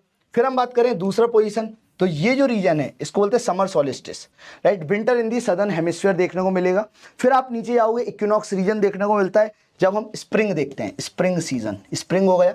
फिर आप देखेंगे जी और ऊपर गए यहां पर इस रीजन में, तो यहां पर फिर से विंटर इक्विनॉक्स देखने को, सॉरी विंटर सोलिस्टिस देखने को मिलेगा। इट्स ऑल अबाउट कि जो मूवमेंट हो रहा है ना, उस मूवमेंट के कारण दिन में चेंज हो रहा है, बदलाव हो रहा है, ठीक है। ये आपको कॉन्सेप्ट क्लियर होना चाहिए। देखो ये बहुत छोटा सा बेसिक सा कॉन्सेप्ट है हालांकि, लेकिन अभी चूंकि ये जो क्लास है क्रैश कोर्स की है, तो इस पे जज मत करना कि अरे सर हमें समझ में नहीं आया। देखो इट टेक्स टाइम, राइट। जब हमारा फाउंडेशन बैच की स्टार्ट क्लास होती है ना, तो उसमें इसको बहुत अच्छे से एक्सप्लेन करा जाता है कि भाई किस तरह से कार्य हो रहा है, किस तरह से जो सनलाइट है वो काम कर रही है, तो everything depends, right. But the point what I am explaining here is that guys कि आप चीज़ों को थोड़ा सा अच्छे से समझ लीजिए, अभी बेसिक समझ लीजिए कि बेसिक के अनुसार हम लोग आंसर दे दें। जैसे क्वेश्चन पूछ लिया जाता है कि सबसे लंबा दिन कब होता है, सबसे छोटा दिन कब होता है, ठीक है, सबसे ज़्यादा ठंडा दिन कब होता है। ठंडा इट्स ऑल अबाउट कि ठंडा मतलब क्या बोलते हैं, ठंडा नहीं, कौन सा दिन जब इक्वल डे और इक्वल नाइट होती है। अब सबसे लंबा दिन का मतलब ये भी नहीं होता है कि भाई जो घंटे हैं, जो आवर्स हैं, वो 24 से 28 घंटे के हो गए या 32 घंटे के हो गए, राइट। सबसे छोटे दिन का मतलब भी ये नहीं होता है कि 24 से 22 घंटे या 20 घंटे का दिन हो गया, समझ रहे हो। दिन की रोशनी के आधार पे ये डिवाइड करा जाता है कि भाई सबसे लंबा जो दिन होगा वो दिन की रोशनी कैसी है, राइट। तो लंबा दिन मीन्स दिन की रोशनी बहुत ज़्यादा है, लाइक शाम जो होती है 7 बजे तक उजाला रहता है। और सबसे छोटा दिन जैसे आपने ठंड में देखा होगा 4:30 बजे तक भी अंधेरा हो जाता है, राइट। तो ये सब जो चीज़ें हैं ना, ये थोड़ा सा ध्यान दीजिएगा, राइट। चलिए ये याद हो गया अब आप लोगों को। अब एक और कॉन्सेप्ट आता है जिस पे क्वेश्चन बनता है। मैंने आपको अभी थोड़ी देर पहले बताया कि जो सन है वो इस तरह से बीच में है, राइट, और ये क्या कर रहा है, अपरेंट मूवमेंट कर रहा है इस तरह से, राइट। ये इलिप्टिकल पाथ में मूवमेंट कर रहा है कि नहीं कर रहा है, इलिप्टिकल पाथ में, राइट। तो एक तो रोटेट कर रहा है शक्तिमान की तरह, ठीक है। एक क्या कर रहा है जी, रोटेशन के बाद रिवॉल्व कर रहा है कुछ इस तरह से, ऐसे बूमरो करके डांस कर रहा है, क्लियर है, ये इस तरह से डांस कर रहा है, ठीक है। तो इसको जो ये डांस हो रहा है ना, इसको बोलते हैं इलिप्टिकल पाथ। इसको क्या बोलते हैं जी, इलिप्टिकल पाथ, राइट। तो जो हमारा सन है वो इलिप्टिकल पाथ में ऐसे करके घूम रहा है। This is what you need to understand. देखो हल्के में मत लेना इन सब चीज़ों को, बहुत ये इंपॉर्टेंट होती हैं, इनको अपन को समझना पड़ेगा, राइट। तो यहां पर आप देखें जो पोजीशन जिस पोजीशन जहां पर जो सन है और अर्थ है दोनों के दोनों करीब हैं, उसको हम बोल देते हैं पेरीहीलियन। क्या बोलते हैं गाइस, पेरीहीलियन। क्या बोलते हैं, पेरीहीलियन, राइट। जब ये दूर है उसको हम बोल देते हैं एपीहीलियन। क्या बोल देते हैं गाइस, एपीहीलियन। उसको क्या बोल देते हैं, एपीहीलियन। मतलब जो अपोजिट साइड है तो उसको बोलते हैं एपीहीलियन, और जो पास में है उसको हम बोल देते हैं पेरीहीलियन। इस तरह से आप ध्यान रखिएगा। Is this very much clear guys? बताइए, is this very much clear और नॉट? तो पेरीहीलियन जो पास में है, जो दूर है, उसको हम बोल देते हैं एपीहीलियन, राइट? ये हमें याद रखना है। अब देखो पेरीहीलियन जो समय है, मतलब पेरीहीलियन मतलब पास है। अब इसको अपन को इस तरह से याद रखना है कि जब ये पास में है ना, तो उस टाइम पे मतलब ये मान के चलिए कि विंटर खेर देखने को मिलता है। उसका रीजन क्या है कि पेरीहीलियन के टाइम पर जो सन की लाइट है ना, वो ट्रॉपिक ऑफ कैप्रिकॉर्न पे रहती है। देखो, एक होता है कैंसर, एक होता है कैप्रिकॉर्न, दोनों में अंतर है, राइट? याद रखना, कैंसर और कैप्रिकॉर्न दोनों में अंतर है। तो जो कैप्रिकॉर्न वाला रीजन है, ये कैप्रिकॉर्न, वहां पर लाइट रहती है, तो कैंसर पे क्या होगी? ठंड होगी। तो जो पेरीहीलियन वाली पोजीशन होती है उस टाइम पे क्या होती है? ठंड रहती है। कहां पर? मध्य प्रदेश में, भारत में, right? On the other hand जो एपीहीलियन वाली पोजीशन होती है उस टाइम पे डायरेक्ट कैंसर पे लाइट जाती है। ट्रॉपिक ऑफ कैंसर पे जब लाइट जाएगी तो उस टाइम पे आपको देखने को मिलेगा जी क्या? गर्मी या ठंडी? उस टाइम पे गर्मी देखने को मिलेगी, राइट? तो ये सब जो पॉइंट्स मैं आपको बता रहा हूँ, these are very important. Is this very much clear guys? कोई डाउट इसमें? बताइए, कोई भी डाउट हो तो बताइए। अब अगर आपसे पूछा है कि सबसे लंबा दिन कौन सा है, तो 21 जो जून है वो सबसे लंबा दिन देखने को मिलता है। और 1975 में सबसे बड़ा जो दिन था वो था 22 जून, राइट? अब अलग अलग साल में कभी कभी थोड़ा बहुत चेंज हो जाता है, इसलिए इन्होंने 21 जून, 22 जून। तो कभी कभी अब क्वेश्चन पूछा जाएगा पीएससी के द्वारा, तो वो ये बोलेंगे कि 2023 का सबसे बड़ा दिन कौन सा रहा, तो वो न्यूज़ में रहेगा, उसके आधार पर आप लोग डिसाइड करिएगा। ये मत बोलना कि अमन सर आप तो गलत पढ़ा रहे हो, आपने 21 बताया था, आंसर में 20 था। तो हो सकता है 2024 का जो दिन हो सबसे लंबा दिन, वो हो सकता है 22 जून हो या फिर 20 जून हो, लेकिन अप्रोक्सीमेटली ये इसके आसपास ही रहता है। ये भी हमें याद रखना है। फिर अब एक क्वेश्चन बनता है गाइस जो बहुत इंपॉर्टेंट है, वो है ट्रॉपिक ऑफ कैंसर कौन कौन सी कंट्रीज से टच करके जाती है? ट्रॉपिक ऑफ कैंसर किन किन कंट्रीज को बिल्कुल ऐसे छू के निकल जाती है, ऐसे छू के, राइट? ऐसे करके छू के निकल जाती है। क्लियर है? ऐसे छू के निकल जाती है ठीक है? तो ये छू के निकलती है, यहाँ पर कई सारी कंट्रीज है। जैसे सबसे पहले यहाँ पर आप देख रहे हैं, ये है north America, right? North America जो कॉन्टिनेंट है, यहाँ के सिर्फ और सिर्फ मैक्सिको से टच करती है, मैक्सिको से, राइट? फिर अगर हम जाएं अफ्रीका की तरफ, तो अफ्रीका की कई सारी कंट्रीज से टच करती है। फिर एशिया की कई सारी कंट्रीज से टच करती है। अब कितनी कंट्रीज से कैसे टच करती है, तो इसको हम याद करने की ट्राई करते हैं, राइट? सबसे पहले north America, right? North America की बात करें तो यहां पर आपको देखने को मिलेगा मैक्सिको, मैक्सिको से टच होती है।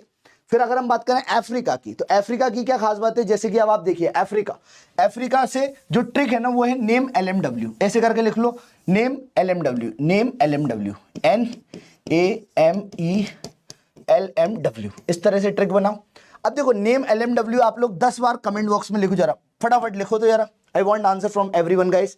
Name LMW, name LMW, name LMW, name LMW, name LMW, name LMW, right? तो अगर आप इसकी ट्रिक को देखते हैं ना, तो यहां पर आप देखिए नेम LMW, N से हो गया नाइजर, ठीक है? A से हो गया अल्जीरिया, M से क्या हो गया? मॉरिसाना, नेम NAME से हो गया इजिप्ट, और L से क्या हो गया? L से हो गया लीबिया, M से क्या हो गया? माली, और W से हो गया वेस्ट सहारा, राइट? इस तरह से आपने देखा सारे के सारे कंट्रीज को। तो NAMELMW that is Niger, Algeria, Mauritania, Egypt, फिर Libya, Mali and western Sahara. इस तरह से आपने देखा ट्रॉपिक ऑफ कैंसर पे जो जो कंट्रीज टच होके जाती है, ये हम लोगों ने पढ़ लिया। फिर एशिया की बात करें, एशिया से कई सारी कंट्रीज जो है टच होके जाती हैं, जिनमें से अगर आप देखें जो ट्रिक है वो है मॉब इज क्यूट। जैसे आप लोग क्यूट है ना, वैसे ही मॉब इज क्यूट। अब देखो मॉब इज क्यूट से आपको सारे के सारे एशिया की कंट्रीज याद हो जाएंगी। जैसे एम से हो गया म्यांमार, लिख लो म्यांमार। ओ से हो गया ओमान, बी से हो गया बांग्लादेश, फिर मॉब हो गया मॉब इज, आई से हो गया इंडिया, एस से हो गया सऊदी अरब इज, फिर क्यूट, सी से हो गया चाइना, यू से हो गया यूएई, फिर टी से हो गया ताइवान, राइट? तो मॉब इज क्यूट, ये हमें याद रखना है। एम से हो गया म्यांमार, ओ से हो गया ओमान, बी से हो गया बांग्लादेश, आई से हो गया इंडिया, फिर एस से हो गया सऊदी, फिर चाइना, फिर यूएई, फिर ताइवान। इस तरह से हमें याद रखना पड़ेगा। Is this very much clear? इसमें कोई भी डाउट हो तो बताइए, राइट? नेम LMW हम लोगों ने देखा भीड़ प्यारी है, ये हिंदी में गलती लिख दिया इन्होंने, वो इंग्लिश में ही याद रखना है। मॉब ये गूगल ट्रांसलेटर था ना, इसलिए भावनाओं में बह गया, क्यूट। क्लियर है। और यहाँ पे नाम LMW नहीं है, NAME LMW, बस इतना याद रखना है।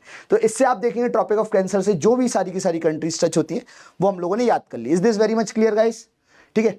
अब हम लोगों ने देखा कैंसर के बारे में। अब देखो कैंसर जो है क्रॉस करती है, एकमात्र रिवर है माही। माही जो है वो ट्रॉपिक ऑफ कैंसर को क्रॉस करती है कितनी बार? 2 बार, 2 टाइम्स, 2 बार, राइट। इस तरह से आप देखेंगे कैंसर को ऐसे करके माही क्रॉस करके चली जाती है, ये हमें याद रखना है। मोस्ट नॉर्दर्ली जो सर्कल है ना of latitude on earth at which the sun can be directly overhead, वो कैंसर ही होता है, इसलिए कैंसर बोला जाता है। अब हम लोग बात करते हैं भारत के ऐसे स्टेट्स जहां से ट्रॉपिक ऑफ कैंसर के अलावा हम बात करें ट्रॉपिक ऑफ कैंसर, हाँ कैंसर ही टच करके जाते हैं। तो भारत के ऐसे कौन कौन से स्टेट्स हैं जहां से टच करके जाती है? जैसे आप लोगों ने देखा गुजरात हो गया, राइट, राजस्थान हो गया, वहां से मध्य प्रदेश हो गया, फिर छत्तीसगढ़ हो गया, झारखंड हो गया, फिर बंगाल हो गया, फिर त्रिपुरा हो गया और मिजोरम हो गया। हो गया कि नहीं हो गया? अब इसको याद कैसे करें, राइट? याद करने की एक सबसे बड़ी समस्या है। तो याद करने का आसान तरीका है, क्या कर सकते हैं आप लोग कुछ नहीं कर सकते, बस एक छोटा सा काम कर सकते हो, that is mob is cute. मैंने बताया था ऊपर उसकी तरफ। ऐसे यहाँ पर भी एक हम देख सकते हैं एक ट्रिक, दैट इज गरम सीजे बदतमीज। क्या? गरम सीजे बदतमीज। अब गा से हो गया गुजरात, गा से क्या हो गया जी? गुजरात। ये देख लीजिए आप गुजरात, ये मैप में गुजरात। रा से हो गया राजस्थान, गुजरात के बाद राजस्थान, ठीक है। माँ से क्या हो गया? मध्य प्रदेश, ये हो गया मध्य प्रदेश। फिर छत्तीसगढ़ हो गया, फिर आप देखने झारखंड हो गया, फिर बंगाल हो गया, फिर मिजोरम हो गया और त्रिपुरा हो गया। इस तरह से त्रिपुरा एंड मिजोरम हो गए। तो गरम छत्तीसगढ़, झारखंड, बंगाल, देन त्रिपुरा एंड मिजोरम। तो इस तरह से हम लोगों ने सारे के सारे मध्य प्रदेश के, इवन हम मध्य प्रदेश नहीं इंडिया के स्टेट्स भी याद कर लिए कि भाई जो कैंसर से गुजरती है। Is this very much clear guys? इसमें कोई भी डाउट हो तो बताइए। Any doubt, if you have any doubt please try to tell me, right? तो ये हम लोगों ने देखे जी। देखो गरम सीजे बदतमीज, देखो गरम जेसीबी या फिर मिराज जेसीबी EMTV करके याद कर सकते हो, लेकिन गरम सीजे बदतमीज मैंने याद करवाया आपको, तो इससे आप याद कर सकते हैं। कितने स्टेट्स टच होते हैं? तो देखो 1 2 3 मध्य प्रदेश, फिर छत्तीसगढ़ 4, फिर 5वां झारखंड, 6वां वेस्ट बंगाल, 7वां त्रिपुरा और फिर मिजोरम 8वां, राइट? तो 8 स्टेट्स टच करते हैं, 8 स्टेट्स। क्लियर है? ये भी आप याद रखिएगा। क्लियर है? इतना तो याद रखना ही पड़ता है। It's very easy, very very very very easy. Clear है? अब हम लोग 2-3 चीज और याद रख लेते हैं। जैसे कि अगर आप देख रहे हैं यहाँ पे ट्रॉपिक ऑफ कैंसर जो है मध्य प्रदेश के ऊपर से इस तरह से निकल जाती है। क्लियर है? अब इसके कारण क्या होता है? मॉनसून आता है, जिसको हम बोलते हैं इंटरट्रॉपिकल कन्वर्जेंस लाइन। जो इंटरट्रॉपिकल कन्वर्जेंस लाइन, जो लो प्रेशर लाइन है, वो डायरेक्ट ऊपर जब जाती है ना, तो लो प्रेशर के बनने के कारण क्या होता है? हवाओं के साथ जो पानी है, मॉइस्चर लेडन विंड्स हैं, वो ऊपर की तरफ जाती हैं। और ये जो विंड्स है ना, कहाँ जाती है जी? ये मध्य प्रदेश की तरफ जाती है। अब इसकी 2 ब्रांच होती हैं, जो ब्रांच होती है नॉर्थ ईस्ट ब्रांच, ये 2 पार्ट में जाती है, 2 ब्रांच। एक होती है अरेबियन सी ब्रांच और एक होती है Bay of Bengal branch, right? लेकिन मध्य प्रदेश की एक खास बात है कि दोनों तरफ से पानी आता है, लेकिन जो मैक्सिमम पानी आता है आप लोग बताएंगे कहां से आता है, बताइए जरा। Is this very much clear? ठीक है। तो जो पानी आने का कारण होता है ना, वो दोनों ब्रांच से आता है, जिनमें से एक होती है अरेबियन सी ब्रांच और एक होती है बे ऑफ बंगाल ब्रांच। लेकिन हमारे यहाँ अच्छा खासा पानी आता है बे ऑफ बंगाल ब्रांच से, and that is the main reason कि मध्य प्रदेश का जो बालाघाट, पचमढ़ी, जो ईस्टर्न पोर्शन है, अमरकंटक हो गया, मैकाल रीजन हो गया, कैमूर रीजन हो गया, छत्तीसगढ़ से टच करता हुआ रीजन हो गया, यहाँ पे अच्छी खासी बरसात होती है। ठीक है, ये आप याद रखिएगा। तो अच्छी खासी बरसात बे ऑफ बंगाल ब्रांच से होती है मध्य प्रदेश में, ये हमें याद रखना है जी। Is this very much clear? बताइए, ये मैंने पूरा का पूरा लिख दिया है जी। ठीक है, यहाँ पर आप देख भी सकते हैं कि कहाँ पर सबसे ज़्यादा बरसात होती है। जो उत्तर का मैदान है सबसे ऊपर, यहाँ पे 75 सेंटीमीटर रेनफॉल होती है, उतनी ज़्यादा नहीं होती है। लेकिन अगर हम मालवा के पठार की बात करें तो यहाँ पे आप 50 से 75 सेंटीमीटर रेनफॉल होती है। फिर हम बात करें जी यहाँ पर इस रीजन बघेलखंड में 100 से 125 सेंटीमीटर के करीब रेनफॉल होती है। अगर हम सतपुड़ा रीजन की बात करें तो 125 से 150 सेंटीमीटर रेनफॉल होती है। फिर नर्मदा घाटी में 75 से 100 सेंटीमीटर, बिल्कुल और स्पेसिफिक हमने बता दिए। लेकिन मैक्सिमम जो आपको देखने को मिल रही है, देखिए आप बघेलखंड वाला रीजन भी हो गया, फिर ये सतपुड़ा वाला रीजन हो गया, यहाँ पर अच्छी खासी रेनफॉल देखने को मिलती है। और इस मैप में भी आप क्लियरली विजुअल कर पाएंगे कि यहाँ पर इस रीजन में देखिए ये ब्लू वाला रीजन है, यहाँ पर रेनफॉल अच्छी खासी हो रखी है, that too from the Bay of Bengal branch. देखिए आप, ये जो मैप दिख रहा है आपको, यहाँ से अच्छी खासी रेनफॉल होती है। Is this very much clear? तो इस पे एक बार नहीं कई बार क्वेश्चन पूछा गया है, और ये सब क्यों होता है? जो मैंने अभी आपको ट्रॉपिक ऑफ कैंसर और ट्रॉपिक ऑफ कैप्रिकॉर्न के बारे में बताया उसके कारण होता है। अब एक और छोटा सा कॉन्सेप्ट है, वो है आइसोबार लाइन, राइट? आइसोबार की क्या खास बात है गाइस? आइसोबार लाइन वो लाइन होती है which is having equal pressure, right? जिस लाइन पर प्रेशर जो ताप होता है वो एक जैसा होता है, उसको हम आइसोबार लाइन बोलते हैं। तो अलग अलग रीजन पे अलग अलग आइसोबार्स देखने को मिलते हैं, जिसको हम बोल देते हैं isobar line. Is this very much clear guys? जिसको हम क्या बोलते हैं? Isobar line, right? तो ये हम लोगों ने पढ़ा। अब आने वाली क्लास में मैं अभी तो मैं इस क्लास को यहाँ पे ही खत्म करता हूँ। आने वाली क्लास में मैं क्लाइमेटोलॉजी के बारे में पूरा सब कुछ बताने वाला हूँ। ये जो आपके समक्ष बिल्कुल एक फिल्म चली आ रही है, इसके बारे में हम लोग डिस्कस करेंगे, राइट? आज की क्लास को हम यहीं विराम देते हैं। फिर से हमारी 1.5 से 2 घंटे की एक और क्लास रहेगी कल, जो आखिरी क्लास होने वाली है, जहां पर मध्य प्रदेश की ज्योग्राफी से रिलेटेड जो भी इंपॉर्टेंट पोर्शन है वो सारा का सारा हम लोग कवर करेंगे। Is this very much clear guys? देखो, काफ़ी बोलते हैं ना, काफ़ी बल्कि क्लास है। 1.5 घंटे में कोशिश ये करी जाती है कि आपको सारा का सारा कंटेंट जल्दी से जल्दी दिया जाए, जो कि प्रीलिम्स से सेंट्रिक हो। प्रीलिम्स एग्जाम में ये जो मैंने आपको बताया यही आता है, इससे मैक्सिमम क्वेश्चंस आते हैं। तो इसलिए हमारा फोकस ये रहता है कि भाई 10 घंटे की 8 घंटे की क्लास में आपको ऐसा कंटेंट दिया जाए जो कि सबसे ज़्यादा सटीक हो, जो एग्जाम सेंट्रिक हो। ऐसे ही हमने कवर कर रहे हैं क्वेश्चंस, तो क्वेश्चंस से भी हम लोग काफ़ी कुछ ज्योग्राफी का कवर कर रहे हैं। पर डे लाइव 7 बजे क्वेश्चन आंसर सेशन होता है। सिमिलर बेसिस पे अगर आप देखेंगे कि art and culture as well as history की क्लास मैंने ली थी, राइट? उसके भी तकरीबन 5-6 क्लास हैं। तो वो 6 की 6 क्लास को एक बार देख के देखो। पहली क्लास देखोगे आपको मजा ना आए, अमन का नाम पलट दियो, राइट? मैंने कोशिश ये करी कि फन के साथ, इंजॉयमेंट के साथ आपका जो हिस्ट्री का पोर्शन है वो कवर करा जाए, खत्म करा जाए। सिमिलर बेसिस पे मैंने जो क्वेश्चन आंसर सेशन लिया था, एक लाइव सेशन लिया था 3 घंटे का, उस सेशन पे भी आपको, मुझे ऐसा लग रहा है कि आपको मैक्सिमम क्वेश्चंस जो तकरीबन 200 से 300 क्वेश्चंस थे वो मैंने कवर करवाए। पर डे में जो 50-50 करके क्वेश्चन करवा रहा हूँ, ये वो पोर्शन रहता है जहां से क्वेश्चंस आने की संभावनाएं ज़्यादा होती हैं। So that's all from my side guys, bye bye, take care, ध्यान रखिएगा, एंजॉय करिए और चिल करिए। और हाँ, एक चीज़ और, एक मैराथन क्लास आने वाली है संडे को, संडे नहीं सैटरडे को दिन के 12 बजे से लेकर 6 बजे तक एक मैराथन क्लास चलेगी। उस क्लास में आप लोग जरूर आइएगा, जरूर आइएगा, जरूर आइएगा। जबरदस्त क्लास है। जो आपकी स्पीडी मैगजीन है वो सारी की सारी कवर हो जाएगी उस क्लास के अंतर्गत। उसके बेसिस पे और भी मैराथन्स आएंगे, लाइक नेक्स्ट सैटरडे फिर से नया मैराथन आएगा, फिर नेक्स्ट सैटरडे नया मैराथन आएगा, right? So that's all from my side guys, bye bye, take care.